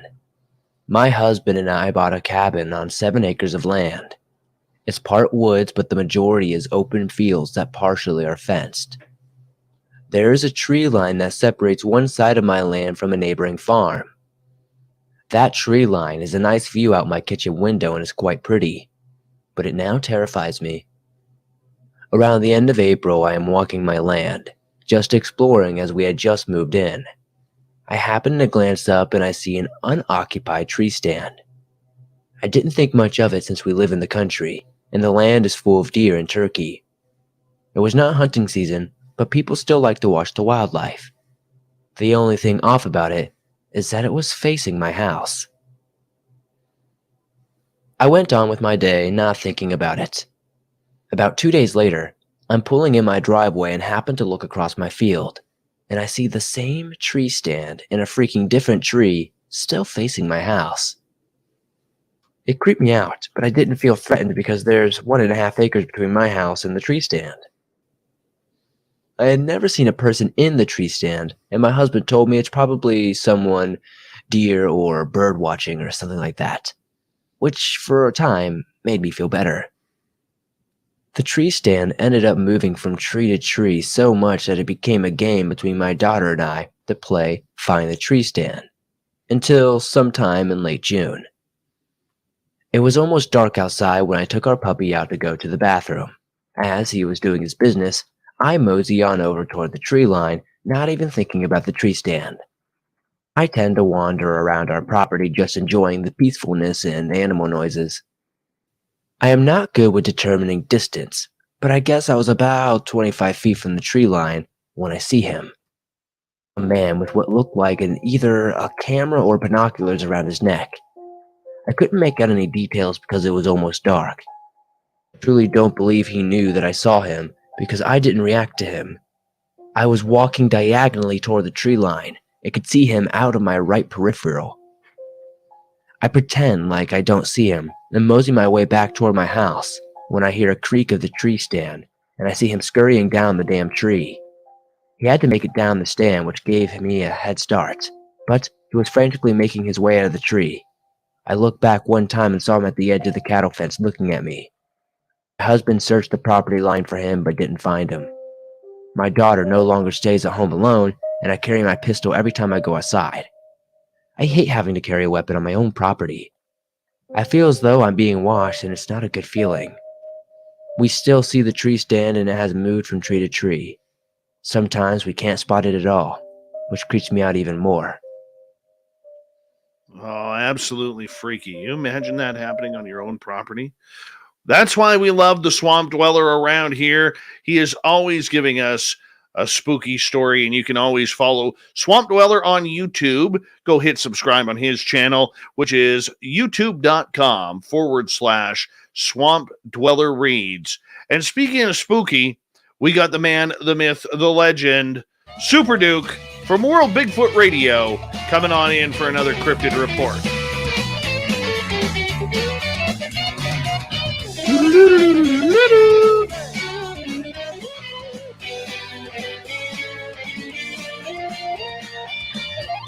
All right, Super Duke from World Bigfoot Radio, which can be found on YouTube and BitChute and other hosting sites. Duke, it's always a pleasure to have you here. How you doing, buddy?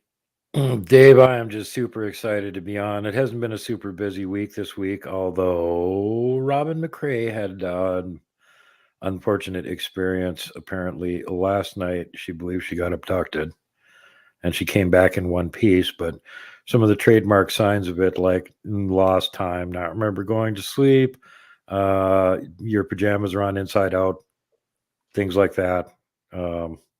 Peculiar stuff going on over there, so she's fairly alarmed about that. And the other thing that happened this week is that during my show on Sunday, when I was doing the live show, all of a sudden I get a text message from this friend of mine and a slideshow with a whole bunch of pictures, and he's all excited. It's a researcher I know up in British Columbia who just found some juvenile Sasquatch tracks, and we've got him here with us tonight. It's Mr. Dave Scott. Yes, hey, Dave. Yes. Thank Those you. Are really good. Those are really good. The only you. thing I had to complain about is you didn't have a tape measure with you. Shame. We're going back. We're Shame, going shame. back. I'm going back on Thursday, and we're going to cast the tracks. We're going to measure them. We're going to take proper detail of them. The beautiful part about it is the road where we found them on, it's not a highly traveled road. So good, they'll Very- probably still be there if they don't They get will. rained on or something. The other thing Yeah. that's important to take note of here is the film it if you can, get video, film, and measure the distance between the tracks. So you've got the step, and stride length, because those were very, very small tracks. You're, 6-7 inches long. You're They were talking about they're about 10 inches. 10 inches. 10 inches. Yes. Well, you're talking about one there that's probably between 1 and 2 years old, so it's a little toddler basically. Well, I'm going to give you a little bit of an update. My buddy Mike yesterday went out there, and he went to the beginning of the road and this, when I say road, it's a logging road. And he turned off on the logging road to go up to that area, but he got that feeling that he needed to stop about 100 meters into the road. And about 100 meters in, there's a cattle guard there. And underneath the cattle guard, there's a creek running through. And he just figured, you know what? I'm going to go look in this area. Just something brought him to that area. And be damned if he didn't find 13-inch tracks. Nice. He found a couple of prints. So now that means we have two different size creatures. And within 3.5 miles or 5 kilometers of each other. This is outstanding, Duke. Absolutely outstanding. Well, very likely the same family group. And I'd like to point out, if you have tracks of a little bitty Sasquatch that small, you've got more than one around there. They ain't out there by themselves. They're with a family. And the family's very nearby because the kids don't get to wander very far away from the adults. They either got mom watching them all the time, or heaven forbid, dad's visiting, Mr. Stern, and he's keeping an eye on them. So they don't wander off very far. And if you've got kids around there, you've got female, there's probably more than one offspring, and then there's the male wandering around somewhere. So, keeping in mind, though, with ones that little, they can be super protective of them. So be careful with that. Even if they're not that aggressive normally, they're very, very aggressive around their kids. So, and the fact that you managed to find those little bitty tracks on, where was it, a trail or an old single lane dirt road or something? Yeah, single lane dirt road. Yeah, that's pretty rare too. They must have been taking a trot along there for some reason. They usually tend to stay off any kind of trails or roads or anything that humans make. They'll parallel them in the woods a little distance away. So that was unusual too. Great find. You don't usually find ones that size. I found them in my research area like 2 or 3 times that are that size or littler. And we know where they actually let their kids play around, so we can go up there and find juvenile tracks and stuff. But just finding them randomly on some dirt road out in the middle of nowhere, man, that doesn't happen very often. That's a real rarity. Good job, Dave.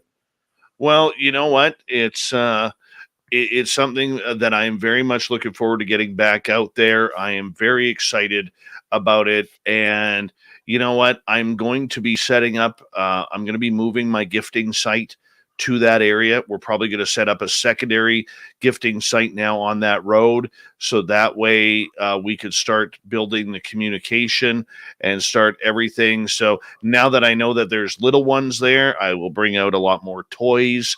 I will bring out a lot more shiny objects out to that area, even maybe a mirror where I could maybe get a nose print or some fingerprints or something along those lines. And we're going to set it up very nicely in order to do that, Duke. And, the area that I found it in, over the years, that entire area has been a really big hotbed for moose. There's a lot of birch trees there. And if you know anything about moose, they love to eat the bark and make their markings on the birch trees. They'll scratch them up with their antlers, and they will leave their mark for especially the bulls, for the cows, in order to try and steer away any smaller bulls, but also attract the cows for breeding. And the other signs that we get around there quite a bit are not only porcupines, but wolves as well. So the interesting part about it is in that area, which is usually covered in wolf tracks, I haven't seen one wolf track yet. There was a lot of deer tracks, a lot of moose tracks, which makes it very, very interesting. There were some coyote tracks, didn't see any cat tracks, one small bear. But the fact that there is a lot of deer track and moose tracks around there, that provides a food source, Duke. Oh yeah. The other thing I would look for is where's the water supply and where's the good cover for them, because that'll give you a much better idea on where they are in that area. If you got the little one walking around on that road like that, that could be pretty close to where they're hanging around. You wouldn't expect him to be traveling very far. Well, the problem is I don't know what the perimeter is. I don't think any of us do. Like, what is their area? How far is it? Like, for instance, a bear covers what I believe there's one bear per 5.5 miles. That's their territory. Cougars are the same way. I don't know if Sasquatch is like that. Bears about 1 per 40 square miles. Depends on what the food sources and resources are like. If they don't have to move very far to get enough food, they don't move very far. They're not dumb. You know how lazy bears are? Sasquatch are even lazier. They don't go do anything if they can sit still and get food somehow. So if their area is sparse with food, they have to move around more in order to get it. They tend to find areas where if they've got youngsters, especially really young youngsters, like what you seem to have found there, that they're going to have an area that's going to have a lot of food sources where they're not going to have to move very much, so that the female can keep an eye on the kids and they don't have to worry about jetting across somebody else's territory or running into things that are unexpected along some travel route. And if they're there, this time of the year, it could be that they're just planning on spending the whole summer there. So could turn out to be a good area. And again, you don't know how many are there. It could be just one family. It could be a whole clan of them that are there. When you say clan, how much is a clan? It could be quite a few. It's extended family. So it could be an alpha male and he's got a bunch of subadult sons, and some of them have, female mates and maybe kids too. And, or one of their family members from some other clan is hanging around for a while. Some of the extended groups can get pretty damn big. I don't know that all of them up there in my research area are related, but there's got to be at least 24 individuals up there, because we found all different size tracks and stuff, so plus caught about 12 of them on video at one point. So, there's at least that many, plus a dog man up there. Well, I haven't seen anything to do. I haven't seen anything to do with Dogman up there yet. The Dogman reports that we have had are are way east of this. They aren't in that area per se. No, you probably don't have to worry about them. I mean, most of the time, it isn't like they're at war with each other or something, but the Sasquatch and the Dogman aren't like hanging around all the time. They're not like best buds high-fiving it when they walk past in the woods or something. You get some of them that probably hang around with larger groups, and most of the groups of Sasquatch probably don't have any Dogman anywhere around them. They're not all friendly either, so I won't necessarily put up with all of them. What do you recommend for a gifting site? I know you're not big into that, but what do you think? Well, basically, since the ones up in my area started gifting us first, and we figured out what was going on and then started leaving them things. And, don't leave them food. They don't need it. There's no way you can feed them enough. You can bring out a refrigerator full every day. And be careful with what you leave as far as like things for them to interact with or play with. You've already established they've got at least one little squatchlet running around there. And they're like human kids are. It looks pretty. Maybe it's food. I'll put it in my mouth and try and eat it. Yeah. And keep an eye on that. Don't leave things there that like little ones could assume that's some kind of delicious candy and eat it. We had somebody else that left a little, like a baby doll at their gifting site. And apparently one of the little ones had been playing with it off and on. And over the course of like several visits up there, every time they went up there, it had less toes. Whoever it was playing with it was nibbling the toes off of it, apparently.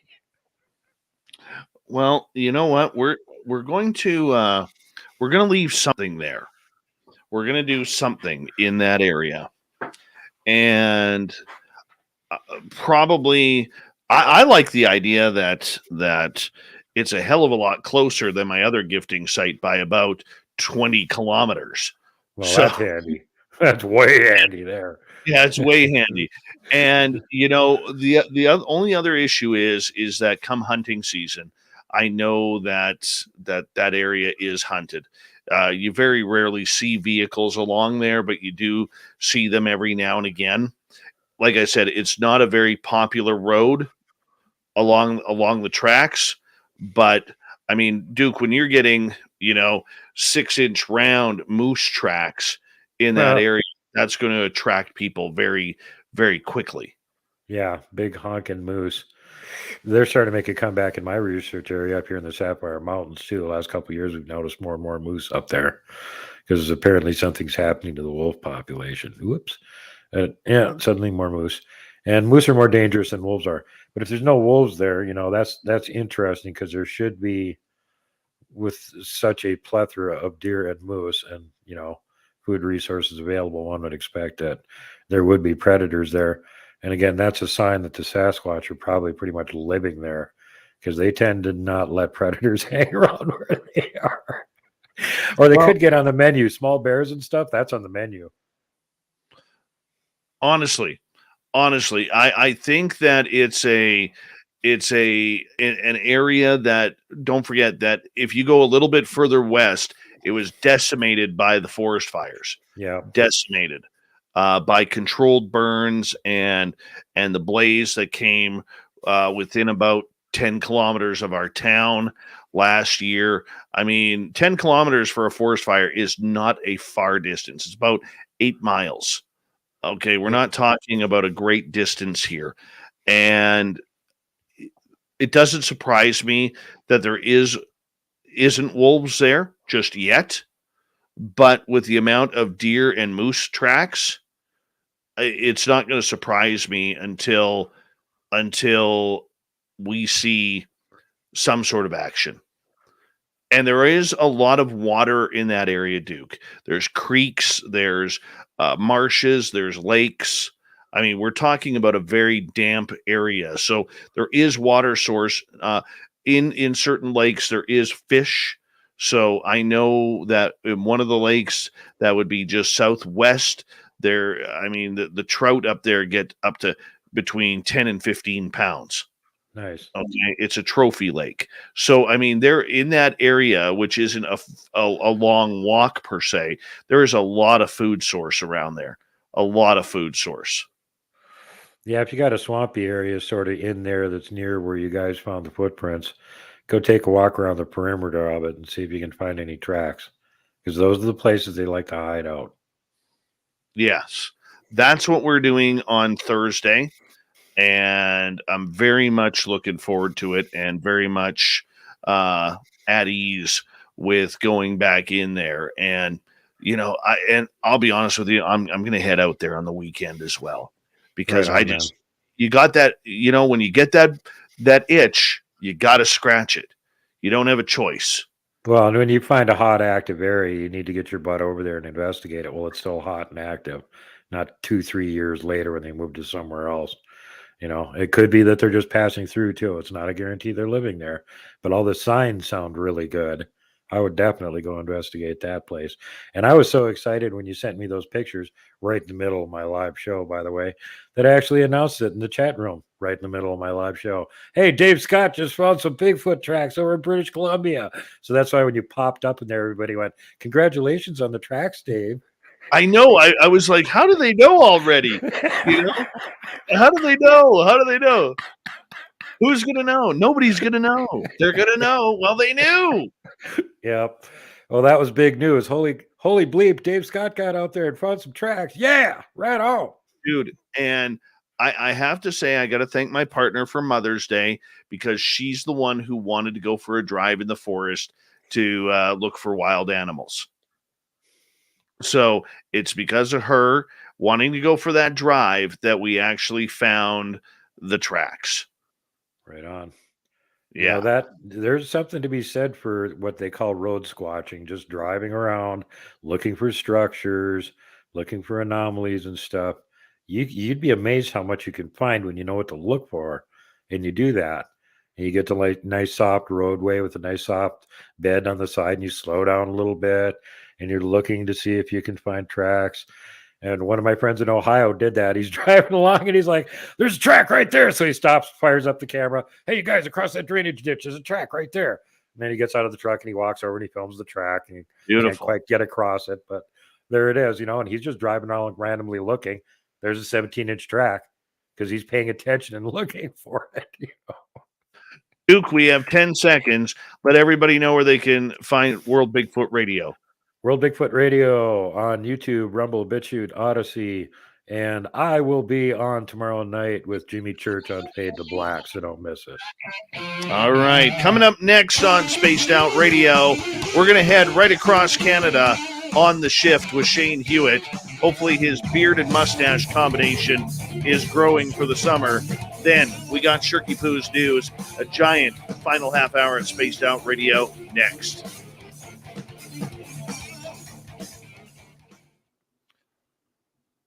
Hi, Vancouver.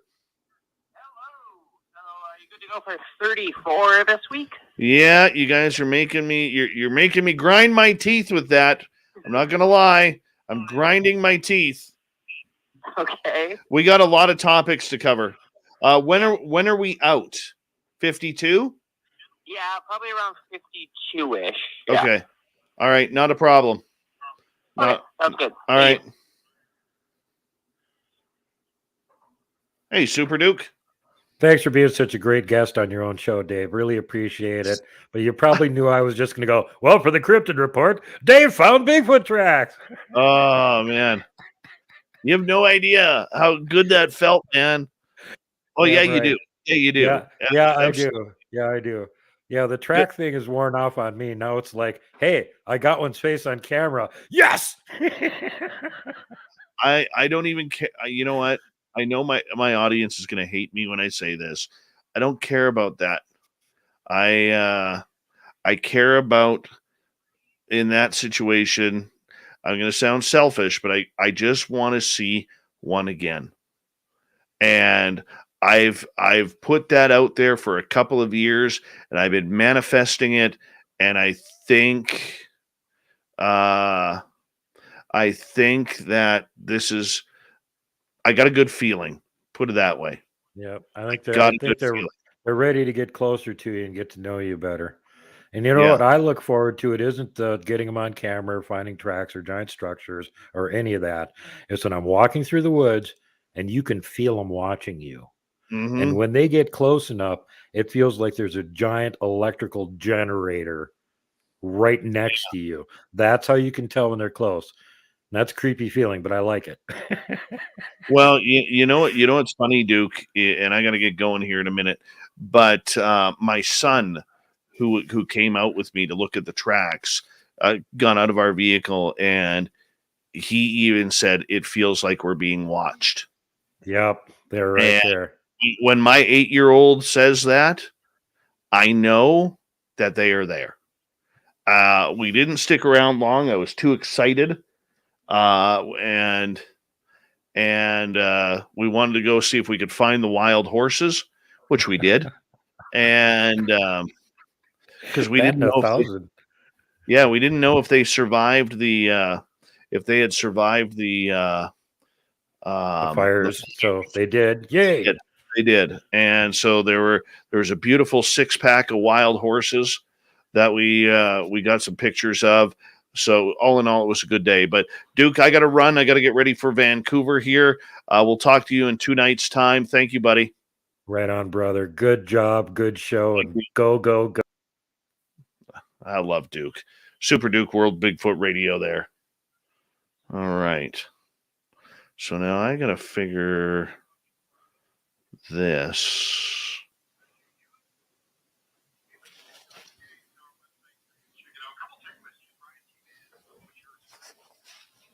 We're going to come in a little bit early here. Okay, Crocs and cargo shorts. Now we're talking. says Steve. That's a vibe right there. He needs like some barbecue grill tongs, and then he can click, and he's all set. Like a holster belt. If Ryan spends this much money on Crocs, it's time for an intervention. Very fair. Actually, we probably should have intervened long ago. I drive semi. I also wear Crocs. They're the best. So there you go. Thank you for that one. And anyone who thinks Crocs are fashionable under any circumstances that doesn't involve a beach is delusional. Wow. So there's the story of Crocs. I'm Shane Hewitt from Ryan O'Donnell right there. It's time to connect with Dave Scott. It is spacedoutradio.com for his actionable internet show that he does, the world of the woo and all the things. Is Dave Scott there? You got him? Good evening to you, Mr. Shane Hewitt. Give us an update for my fans, if you don't mind, on your beard and hair combination. Is it going good today? The beard is summertime gone, and take that away. So the beard comes off, and then the beard will be back in, what is it? So we got June, July, and August. So I got 3 months of beardlessness, and then we start again, and I got to get ready because, all the kids around the world, they need those Christmas presents as an official licensed Santa helper. I got to get that white beard out so I can get ready to go. So I used to be like you, but I just got lazy and I just keep mine, 24/7 now. But it's an exciting time to be on the show with you tonight, man. Oh, thank you very much. I was just going to say I thought it was a requirement of you living in the middle of BC and the trees up there in the north. Yes. You had to have a beard, it was like your passport to get home. If you went on a trip, so. And let me tell you, the fashion statement up here, camouflaged Crocs. Camouflaged Crocs. Don't encourage Ryan. Please don't encourage Ryan. How was your trip? You went to a little World of the Woo conference thing I saw online. You did a little traveling and all surround yourself with a conference of people of the Woo. What was that all about? We had our first annual Spaced Out Radio fan party in Las Vegas at the Golden Nugget a couple of weeks ago. We had about 60 guests with us that we did a live broadcast at the Golden Nugget for our show, and we brought in a bunch of really cool people to come on in and hang out. And you know as well as I do, being on this side of the microphone, very rarely do we actually get to meet our fans and people who listen to us, support us on a nightly basis. So to be able to spend a weekend with our fans and members of the Spaced Out Radio team, it was absolutely amazing. And we cannot wait to do it next year again, which will be May 19th through 21st. And I hope that you can get some time off to come join us that weekend, because we are going to have a weekend of woo, my friend. A weekend of woo in Vegas, which seems appropriate because of all the things that have been seen in Vegas. Nobody will doubt you, which is kind of cool. Truth. So I like that. So we've got a couple cool things to talk about. You want to talk about your shoes here first, your Sanooks or whatever it is that you have on your feet when you were putting together, doing a little squatch hunting in the backyard? What happened? Well, put it this way. Those were my Skechers. Oh, sorry. Okay. But on Mother's Day, decided to go out in the forest to try and see some wildlife and see if the wild horses were back after the forest fires last year. And we come across this road and I see these giant moose tracks. Around. And I'm like, wow, those are big. Pull up a little bit further, and like maybe 30, 40 feet, and I see footprints. So I stop my Jeep, I hop out, and I look down at the first print, and by gosh, there are toe marks on this 10-inch print. And I am like, okay, nobody's going to be walking around the frozen tundra up here in bare feet in the mud. And then I started noticing more prints. Found a total of 9 prints up there. We are going back on Thursday to cast the prints to see what they look like. Some of them we have to pull some leaves out of. But nonetheless, I've sent this to a number of my Bigfoot researchers that I know, sent the photographs, and they are saying that we have photographed the footprints of what we call a juvenile Sasquatch, maybe a couple of years old. Now, I'm going to acknowledge the photos that you sent me, which, by the way, to everyone else out there, I bet you don't have a friend who sends you pictures of Sasquatch footprints in the middle of the day. But I do. Dave sent me these pictures. I've seen these photos. Can I post these photos on .ca? Absolutely. You go right ahead. Okay. Now, I'm going to describe them because you put your shoe down and you are wearing camel pants, which is funny. And your foot's next to it. Your foot is a little bit smaller, not a whole lot smaller, but you can see the toes. And everyone who hears me on here, I am often skeptical. I ask the questions, and in this particular case, you can see the toes. And I almost find it more believable because it looks like there's almost like a snaggle toe there. That second toe from the outside kind of looks like it's a bit of a snaggle toe, which makes it even more believable. That maybe that's because it's not a perfect footprint, right? So that's kind of cool. I mean, there's only one thing that the photographs did not capture, and these footprints had a very high arch on them. So it was almost like the arch of the foot was going right up to the top because you could see the angle and how much the foot is pressed into the mud. Okay. But on the other side, it's not. Like the arch of the foot came right up. It was kind of weird. Neat. Yeah, you can see it very clearly. All right, well, I'll post these up. Everyone can decide for themselves. When you get them cast, though, can you send me a picture of what the cast looks like? Because I want to see what this thing, actually looks like as a mold when you see it properly. I'll do better. I'll send you one. Send me the mold? I'll send you. We're going to cast a few. If this is a good one, we're going to cast a few, and I will actually send you one because I don't have any either. I'm waiting to get some put in my studio. So there's no reason why you shouldn't have one in your studio as well. Oh, that's cool. I like that. Can I have a Spaced Out Radio sticker too? Yes. Okay, Two of them. Two of them. Two of them. This is so fun. All right. There we go. Is there anything else to talk about the Sasquatch? Because I guess you can't do anything else now Well, there actually is. There actually is. And I have an update on this story. My buddy Mike went back into that area yesterday to kind of go out and look for the tracks. I showed him a map where they were, but as he pulled off onto the logging road where we go, he kind of got the itch that he wanted to check out an area right off the turn because there's a creek there, there's a cattle guard, and he goes into that area and he finds more prints. And these ones are about 13 inches. And now we have two separate different size prints between about 5 kilometers. So we have two areas on the same road, two different size prints within 5 kilometers of each other. Mm-hmm. Well, hotspot. Well, we got to investigate. Now we got an area, and now we're good. Yep. So, how do you really investigate that? What do you look for? Anything that's other than footprints or more footprints? I mean, obviously you follow the tracks to see where they go. If you could do that, I mean, that seems very sleuthy of you. But how do you guys do this next? Because, I mean, this is what the evidence says is there was a large naked foot there. Yes. And it doesn't necessarily say what beast it came from. This is the foot that's there. So how do you take that to the next level and continue? Like, are you looking for hair? Are you looking for something?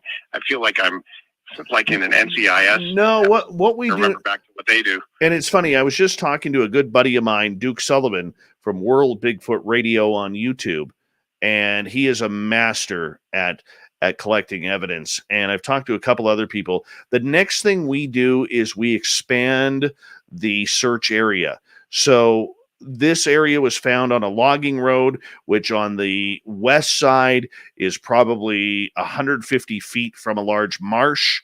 We're going to go around there. Then we have to go to the east side, which is where the forest starts. And we have to look for everything there from trees that are toppled over to other prints to maybe there's what we call structures.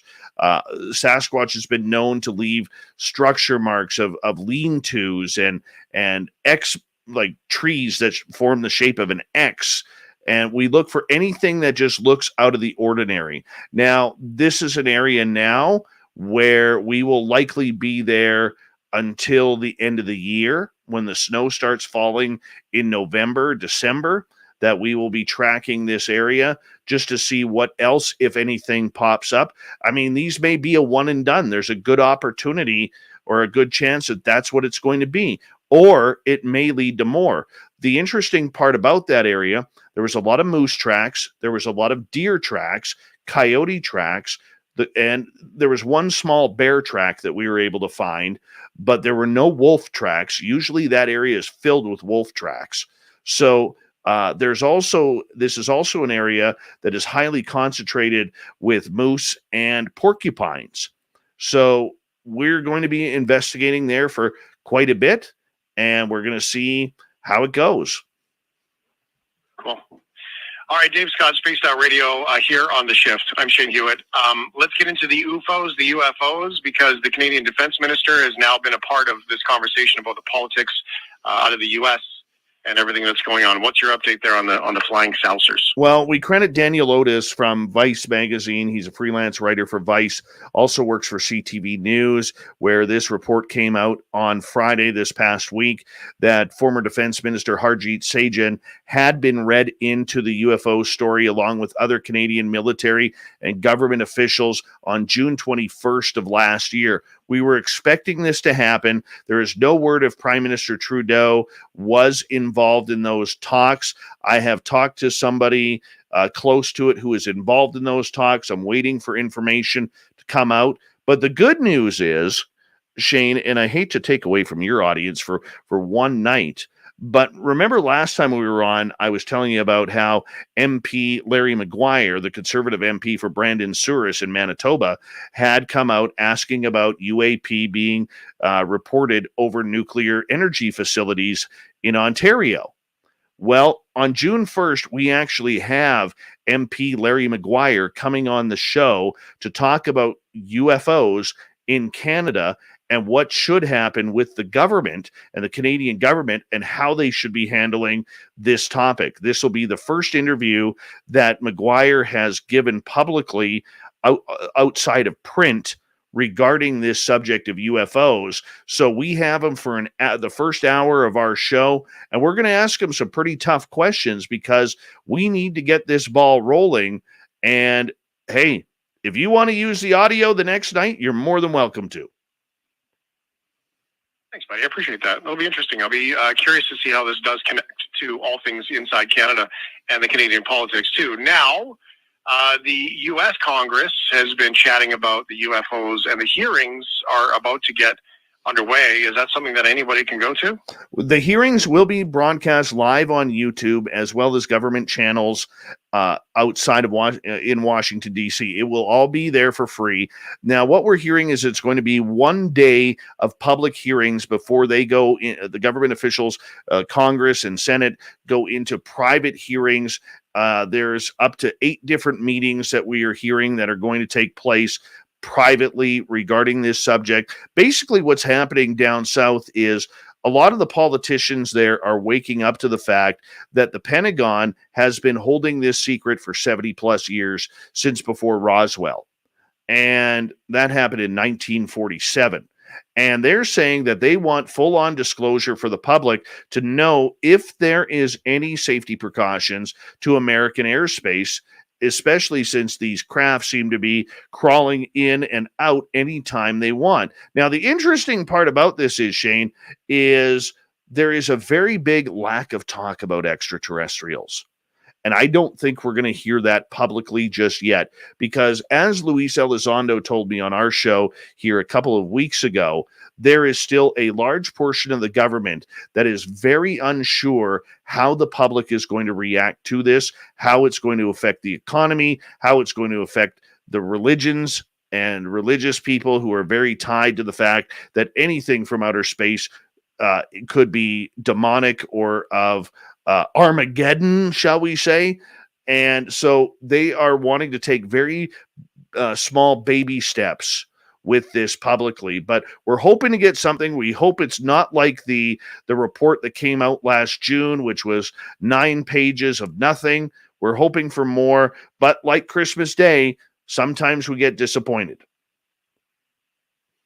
So how public can it be, though? Because that example, I mean, this is where I don't understand how you guys are so tenacious about this conversation, because no matter how much work you do, the government's not going to want everyone to go into mayhem, right? Of like, oh my God, the world is ending, to your point. And so how do you get through that, man? Like, doesn't that drive you crazy? Because they can say it's going to be public, but, redacted stuff and all those things, that must be impossible. Well, it is. And you know what? But either way, as a media outlet, we win. You know what I'm saying? We win because if they don't give us anything, we get to gripe and complain for the next 6 months until the next report comes out. If they do give us something, we gripe and complain that it's either fake, useless, grainy, or, hey, we got something out of them. Either way, we have a show on the topic. And either way, it gives us some juice to talk about. But I don't see a lot of big time information coming out. I don't think they're going to tell us that the alien grays from Zeta Reticuli are hanging out here on the planet and taking people and doing strange, precarious surgical procedures on them. I don't see that at all. What I do see is a lot of politicians playing the air safety card, the threat narrative card.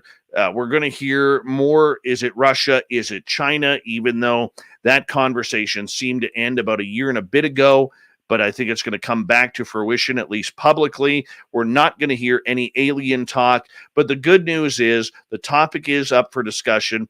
Their government in the United States is taking this very seriously, and it's going to be very interesting to see how countries like ours, the United Kingdom, Australia, New Zealand, which we call the Five Eyes, are going to be handling what happens in the United States and whether or not that opens up conversations here in Canada and elsewhere. Has it changed quickly here before we go? The conversation changed because Russia's been blamed for a lot of these things, right? Oh, it's some secret Russian craft, blah, blah, blah. Evidence in current affairs seems to show that there's not a lot of power coming out of Russia these days, just a bunch of old technology. Has that changed the narrative around this in regards to who could it be? Well, if you see a UFO and it has duct tape on it, it's likely Russia's. Fair ball. Very cool. Dave Scott, spacedoutradio.com. You can check it out online and listen online anytime. Thanks so much for being here, Dave. Always a pleasure, Shane. We'll talk to you next month. That is Shane Hewitt from The Shift, going right across Canada on Chorus. And now it is time for us to get to Shirky Poo's news. What time is it? It's time for Shirky Poo's news. Yes, we are professional as ever. Professional as ever. That's how you get into a newscast, right there. All right. There's a cat named Miska in Bellevue, Washington, that has cost its owner $150,000. Miska has been embroiled in lawsuits for the last 8 years because literally she is a homicidal sociopath cat. Since 2014, Miska has been slapped with various court orders for allegedly committing cruel and horrendous atrocities on her neighborhood's other animals. According to the complaints, Miska has allegedly killed at least a dozen of the pets. We're emphasizing the alleged nature of these crimes because even if Miska had committed them, her court case has taken a surprise turn. Yet the city of Bellevue and King County were ordered to pay a $125,000 settlement to Anna Daniele, Miska's owner. Why? Not because her cat was proven innocent, but because Daniele's lawyers managed to prove government overreach. Yeah. So here's what happened. Complaints about Miska's alleged misdemeanors have been flooded into King County's Regional Animal Services the past decade. And the reports go back to 2012. At that time, a resident in Miska's neighborhood filed a complaint that the cat was stalking their dog. Yep. And then in 2014, another neighbor made much more serious allegations that Miska the cat had left the neighbor's rabbits with their ears and tails ripped off through the wire of their hutches. The same neighbor also claimed that at the time that they had been going on for the last 7 years, that Miska had killed dozens of animals, including rabbits, chickens, and ducks. Another report had Miska slaughtering dozens of pets over the summer of 2019. We're dealing with close to 100 dead animals. Now, Animal Control took the claim seriously, and they ordered Miska to confinement. According to officials, ordered Daniele to keep Miska inside or in an area secured with a padlock or leashed if she was outside. However, Miska or Daniele didn't comply and said being stuck inside would make Miska unhappy. She filed an appeal against the confinement order a month later, claiming she had seen 6 other unconfined pets prowling around the neighborhood, one of them closely resembling Miska. Oh, so she's trying to put the blame on someone else here. Yeah. Could there be another cat behind the killings? Well, who knows? In 2015, Daniele momentarily agreed to sign the surrender forms for the cat. However, when animal rescue workers later came to pick Miska up, Daniele refused to hand the animal over. This was extremely frustrating, as we were ready to get Miska into a home where she was not free roaming. Months of correspondence and then determining a great new home came to nothing. Christina Lizio, director of Savannah Cat Rescue, said, "Over the years, the complaints and fines have been steadily rolling in. By this time, Miska reportedly has more than 30 cited violations and accrued more than $30,000 in outstanding fees." That is one dangerous hellcat. One dangerous hellcat. Oh, my goodness. Okay. Another reason why you should never live in Australia. A family in Booterrim had to deal with 4 large carpet pythons that decided to invade their home's backyard deck. The 4 snakes appeared on the deck over a 2 to 3 day period. 6 snakes in total have showed up at the house over 2 weeks. The family called reptile specialists, Sunshine Coast snake catchers, 24/7 to handle the issue and take the snakes off their property. The company uploaded the video to Facebook of their catcher, Stuart, grabbing 2 of the carpet pythons before releasing them back in the wild. Mackenzie had to stop by the house multiple times to catch snakes, with the last one being the thickest he had ever seen. It's not very often this happens, but during the breeding season, we regularly get called out for multiple snakes at one home. Recently, a large snow-corn snake was spotted and captured by police in Dublin, suburb of Lucan. Yet no charges were laid to that snake for being in an area that it trespassed to. You know, it's just simple. It's simple. If your patio has 6 carpet pythons on it, you got to burn it. Just blow up the house. Take a stick of dynamite. There's no point in living there anymore. Okay? Blow it up. Because you know they're under the house. They're crawling through the walls, in the ceiling. No point in ever opening up the attic because there's going to be big snakes in there. Yeah. Australia. You can have it.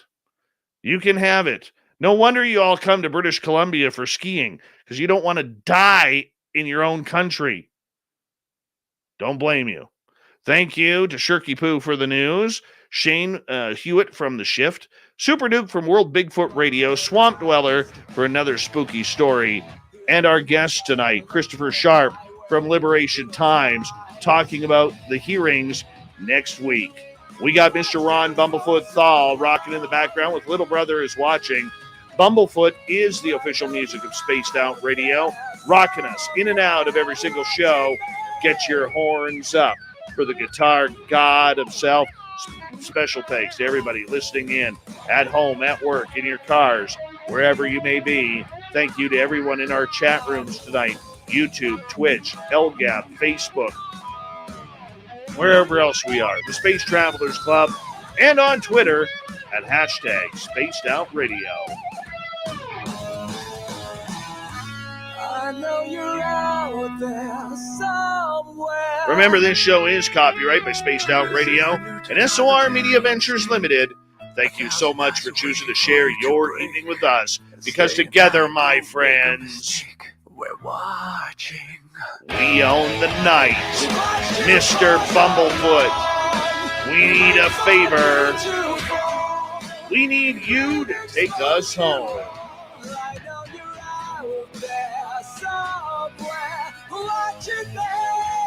Yes, the Woo train has docked for the night. But soon, my friends, we shall ride again. Your seats are always available. Your tickets never expire. And if you want to bring a friend, we've got room for them too. Good night.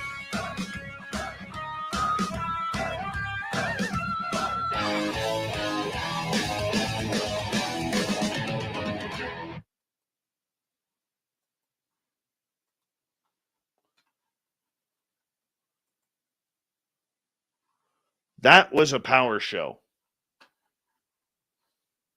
That was a complete power show.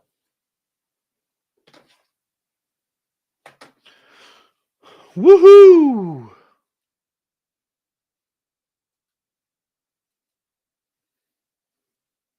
Very good.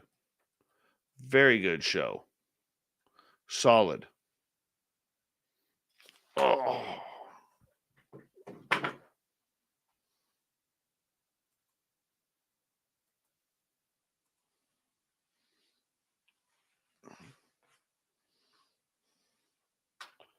Oh. Friggin' awesome. Friggin' awesome. I was happy with that show tonight. What a great guest in Christopher Sharp. Fantastic. Hi, Angel Wings. How are you?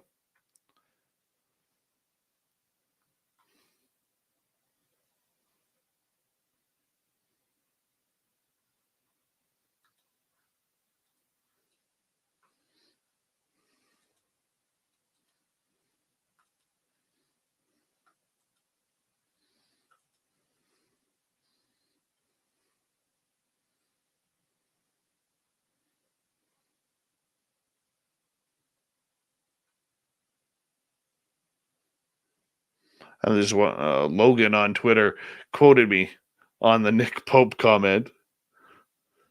Honestly, it's going to be a nightmare watching the Brillo pad-haired Nick Pope mod steal everyone else's lines for his own popularity. I did say that. I'll man up to that one. I did say that. It's nothing I wouldn't tell Pope himself.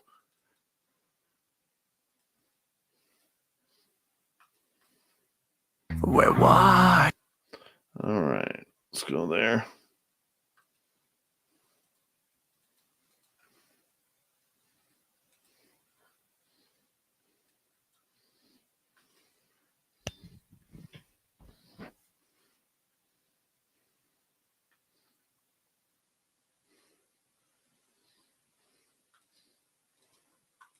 Morning, Body Tech. How are you? You're right, Grant. My hair does look good tonight. I debated whether to keep it up or put it down. I decided to go with down tonight.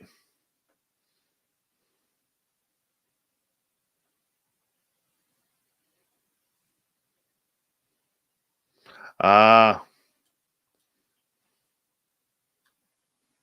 not too concerned about it. I stand by my words.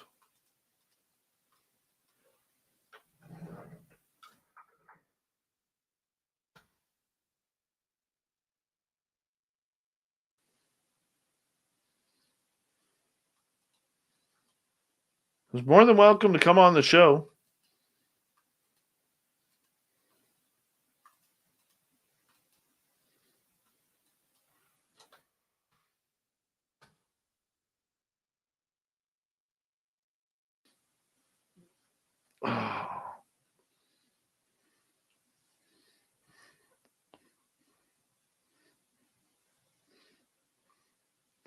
I can't wait to switch my studio around. I'm so sick of the look. Going with something a little bit more simplistic next time.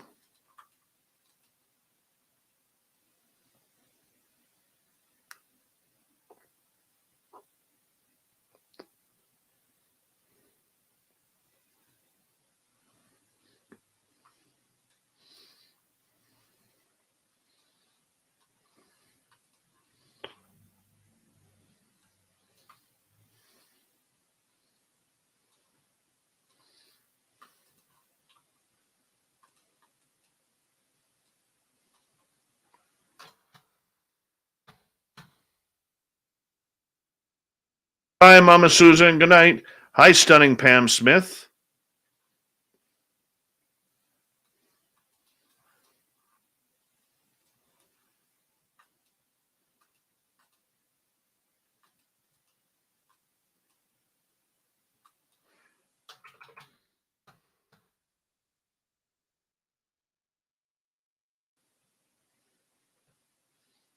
Hello to Toke on Twitch. How are you? You kind of missed the show. It was on earlier. I'm just doing the editing now.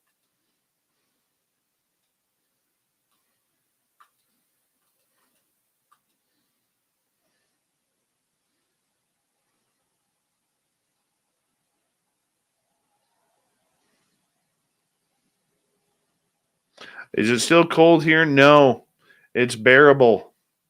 I've said goodbye to my socks for the summer. I'm okay with that.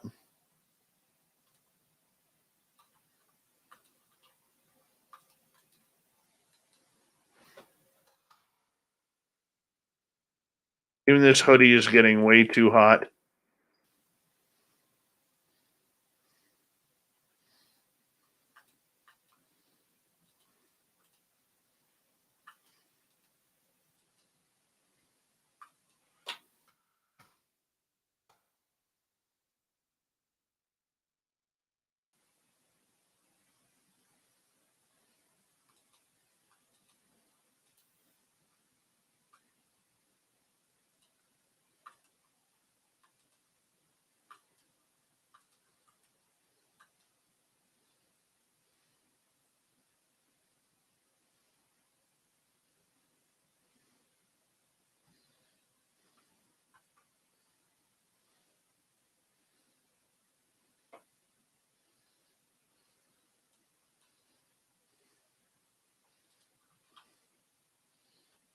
Questions, comments, anything you guys would like to know?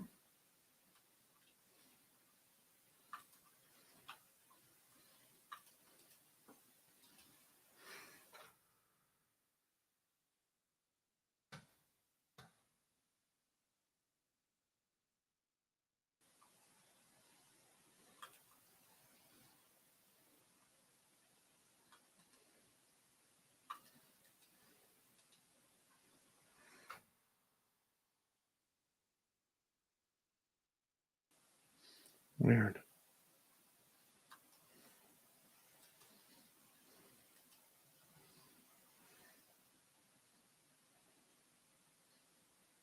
There we go.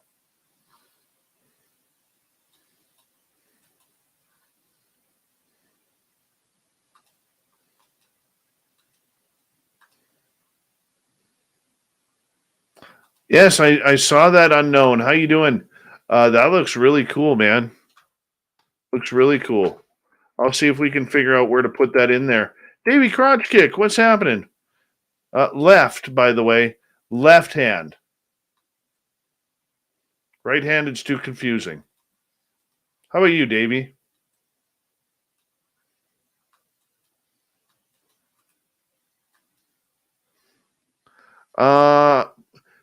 We had to skip guitar lessons tonight for him because he hasn't been feeling well lately. So we gave him a night off tonight, and he'll get back at it next week.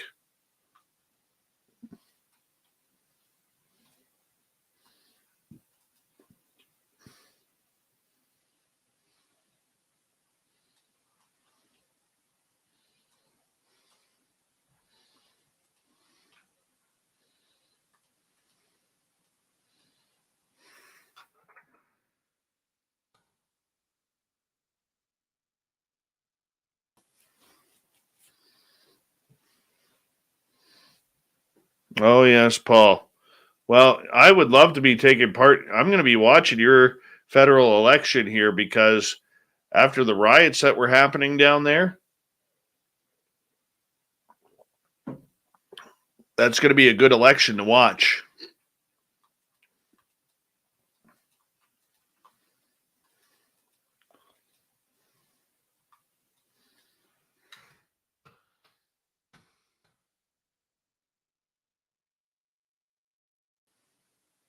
Yeah, do that, unknown. I'd appreciate that. Then I'll pass it over to Nicole. Okay, so how can I edit this? Get rid of that.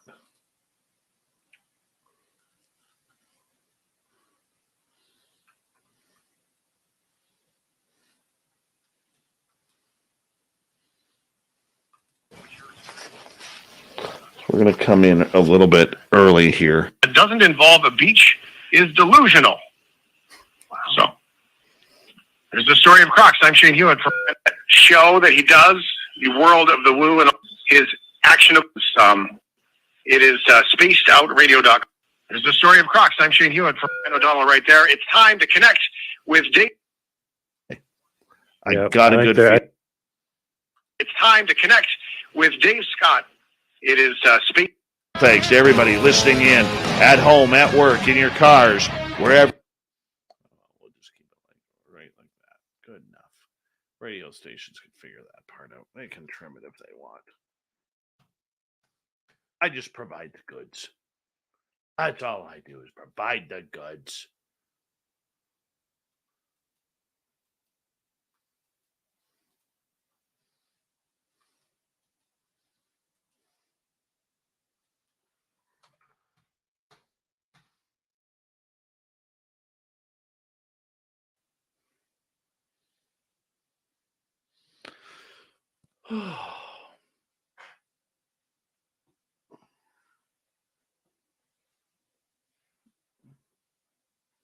My hair is very thick and it is extremely warm.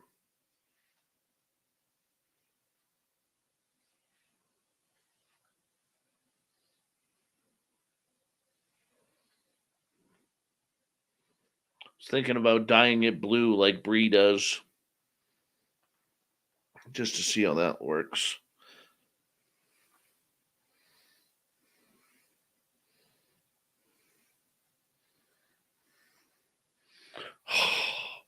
So much cooler. Look at that. Would you look at that, people? Would you look at that?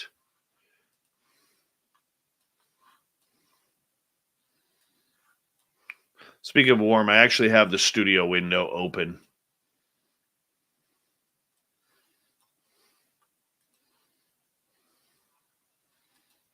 All right. Let's go here. Yeah, let's find something here. What's happening in Namibia? Nothing. How about Tau? Nothing.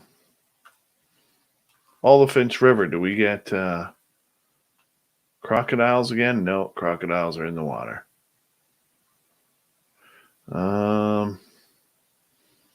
Rosie's Pan. Anything? Nothing.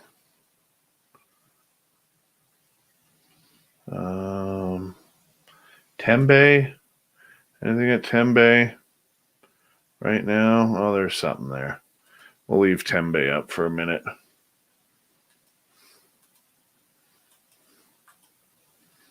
There you go.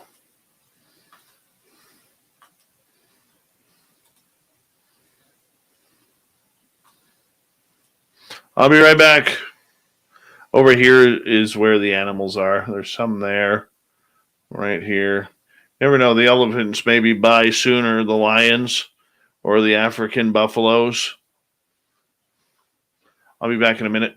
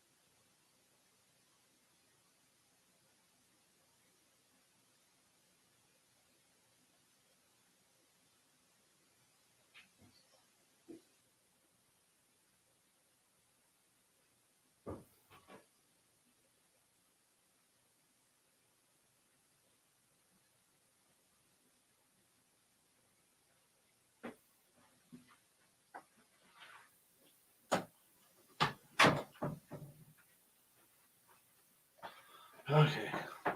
I'm back. All right. Give me 2 seconds here. And we'll go like this. Sorry if that was a little boring. And then we'll bring in another radio station.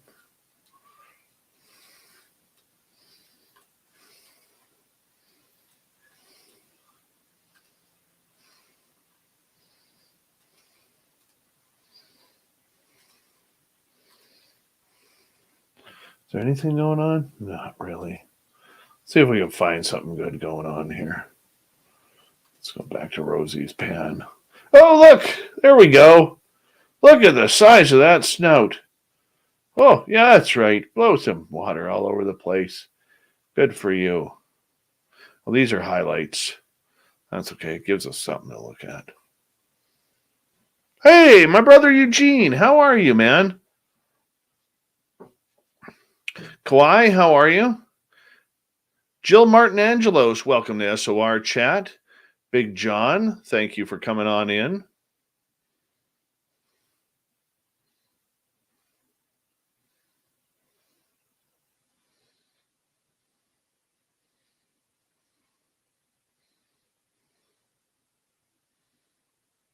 Thurston Howell III, nice to see you.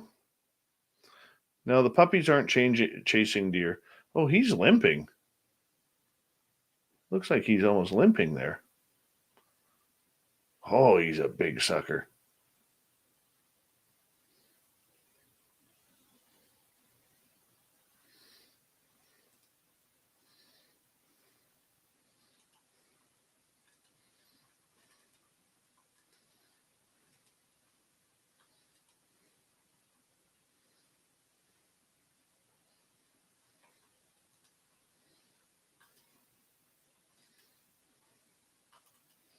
Oh, look at the jaguar.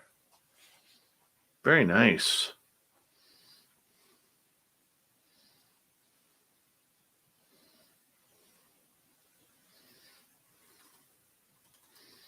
Sometimes I like these highlights.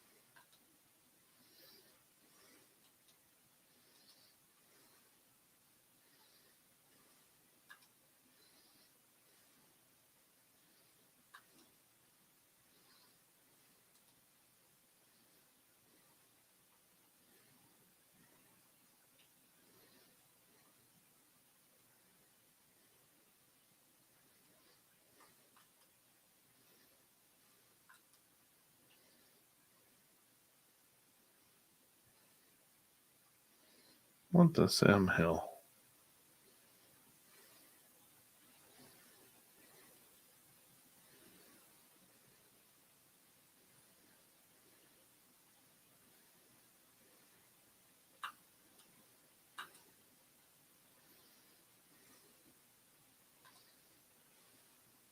Oh, there's a building there. I didn't even know that.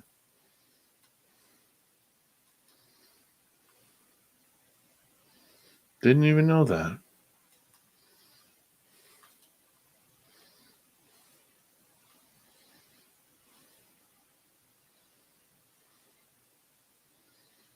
Hey, Witchy. Good morning to you, or good afternoon.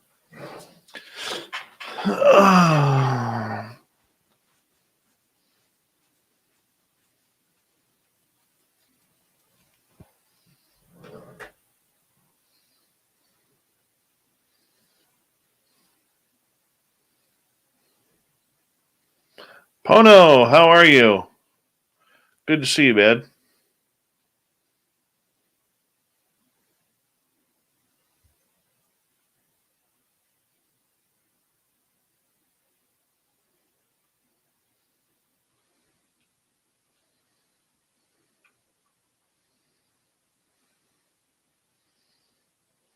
That's very cool.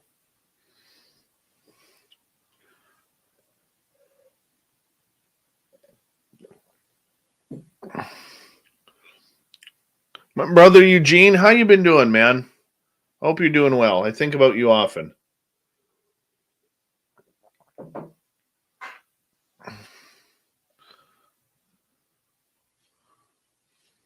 Pono, I am doing well. Thank you.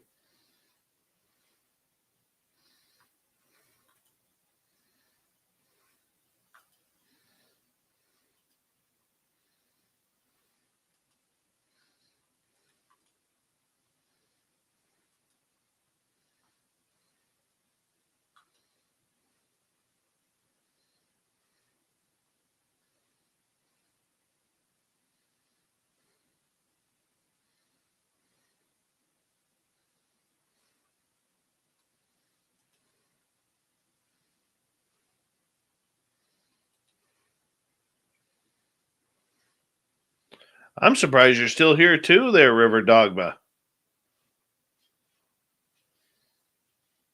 Well, Eugene, much love to you. You know what I think about you, buddy. You know how much love and respect I got for you.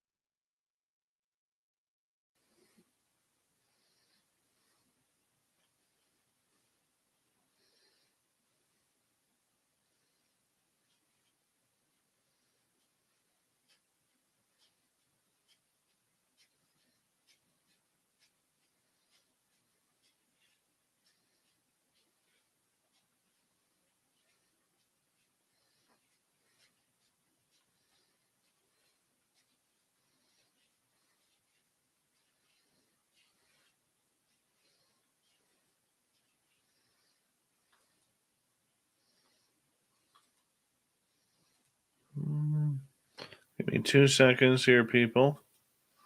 Old Davy's just gonna do this. Do do do. Do do do do do. Do do do. Upload folders, desktop.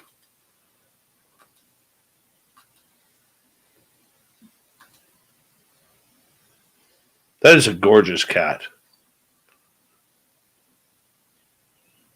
Just a gorgeous cat.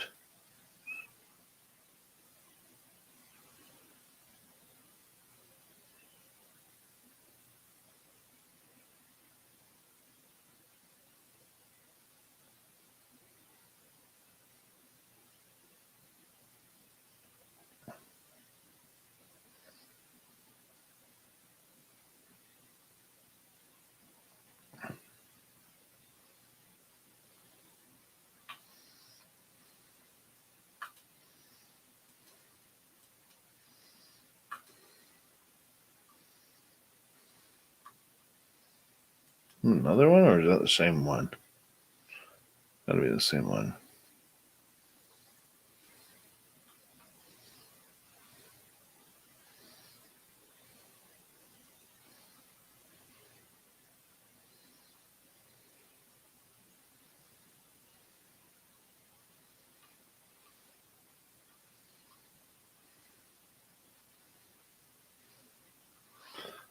Well, let's see what else we got going on out there. See what's happening in Namibia.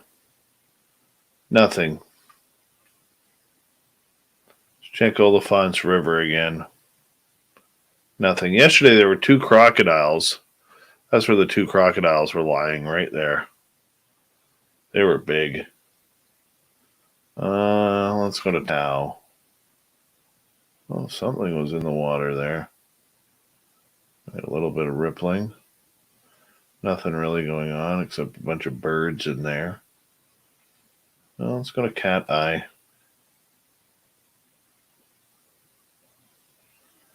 Let's go to Dejuma.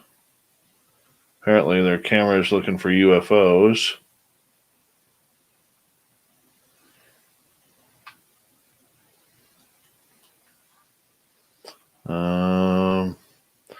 Back to Rosie's Pan, which has nothing. Tembe Elephant Park, let's go there. Oh, we got a bunch like a springboks running around, or antelope or gazelle. And Coro, which never has anything, has nothing once again. This is the most boring one. It's terrible how boring this place is. This is like watching paint dry here. What else we got here?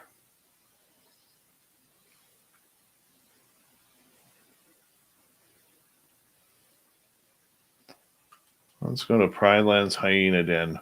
But first, let's learn about Kashi.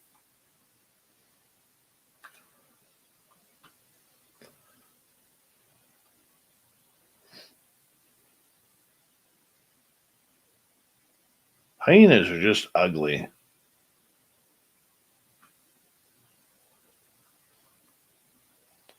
They are.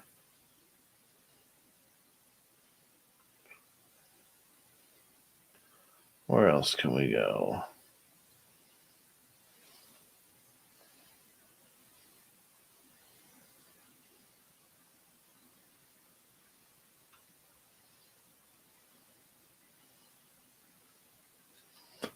Back to Tau.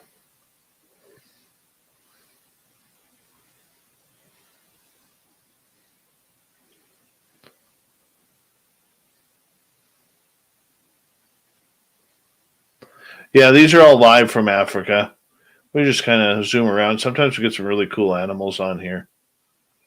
It's really cool when you get like 5 or 6 elephants right around here.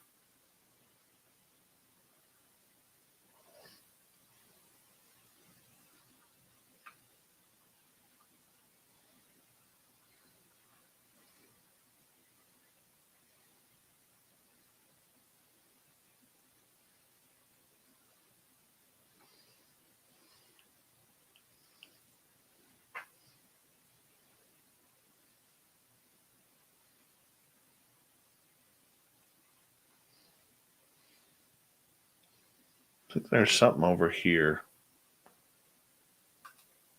Could be moving in. Don't know yet. That might be a bird. I wish they'd move the camera this way. It looks like the python may be back.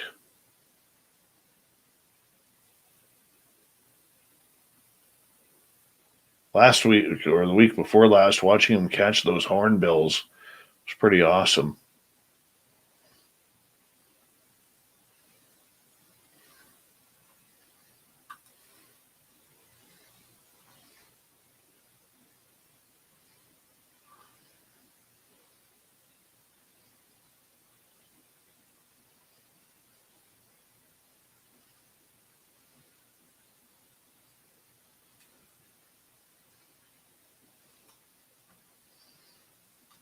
Back to Namibia. See if they have any more cameras. Let's try this one. Anything here at this watering hole? Nothing. Just birds. Having a little bath. Cameras aren't as clear there.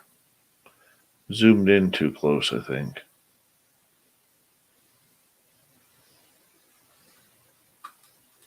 See what else we got here. Just the 2 cameras.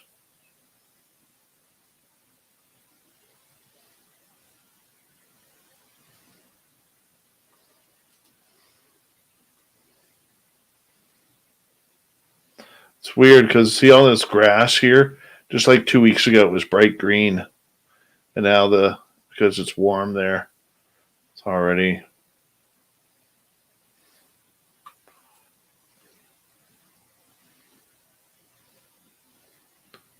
Mystics Walk, what's going on?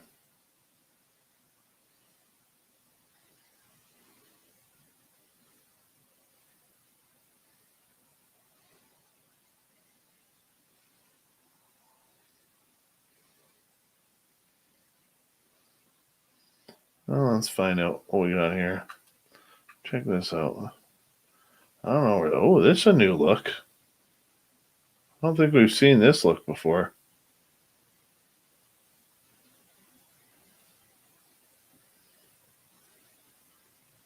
Oh, and they're moving the camera. Good. What are we zooming in on? Oh, let's. Oh.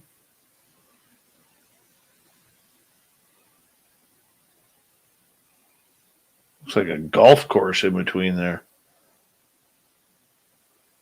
Something in the tree there? Maybe not.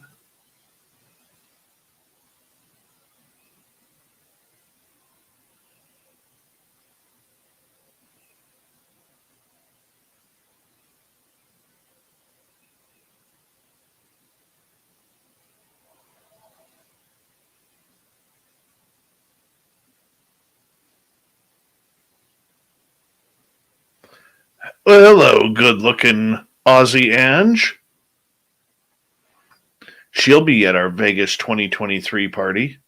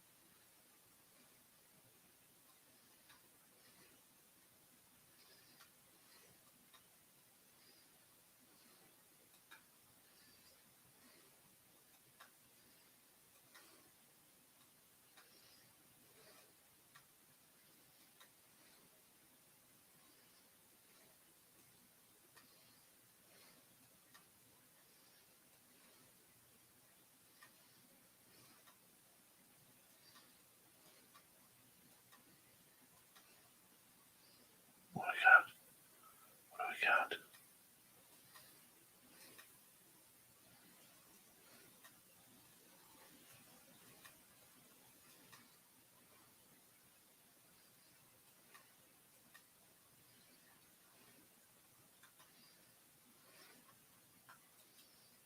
We got a poll. That's what we got.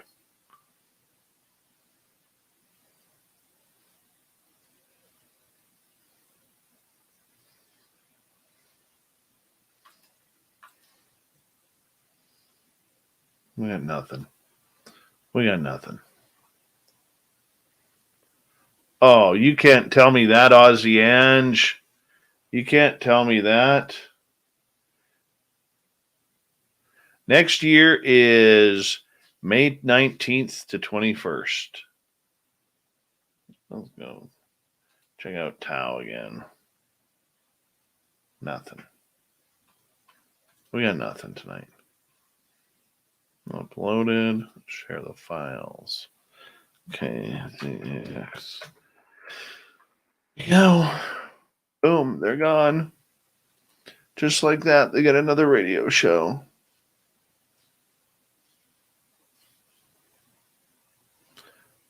Who are you going with, Ange?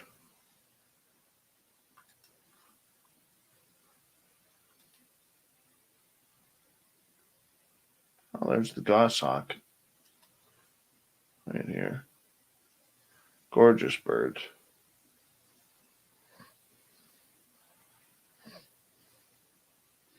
I wish I could come meet you guys down there. Is he going to play in it? Or are you just going to watch?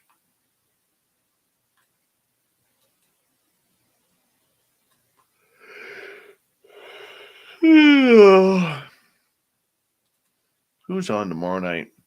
Oh, it's Science Bob and Friends. Very cool.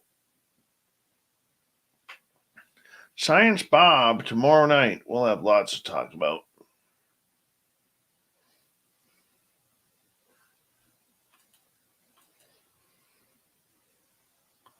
Very cool.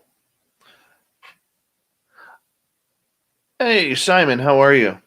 Ange, you should get in touch with Heidi Lee in our chat room because her husband is a pro poker player in Vegas. And I think he'll be playing in the World Series at the same time. She is just her and her hubby are just lovely people. And I'm sure she would love to meet up with you guys. Heidi's amazing.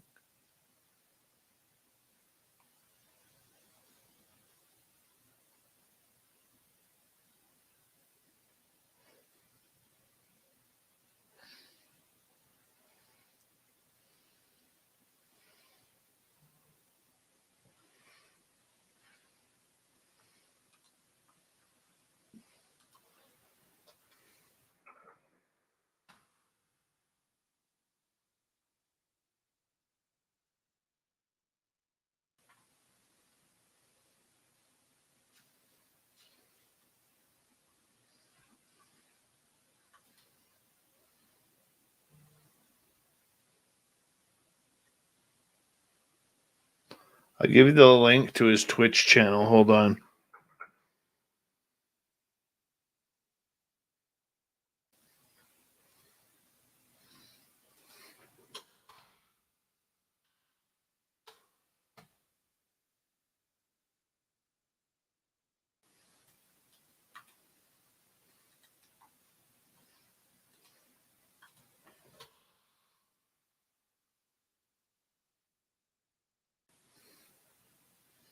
I'll send it to your Instagram.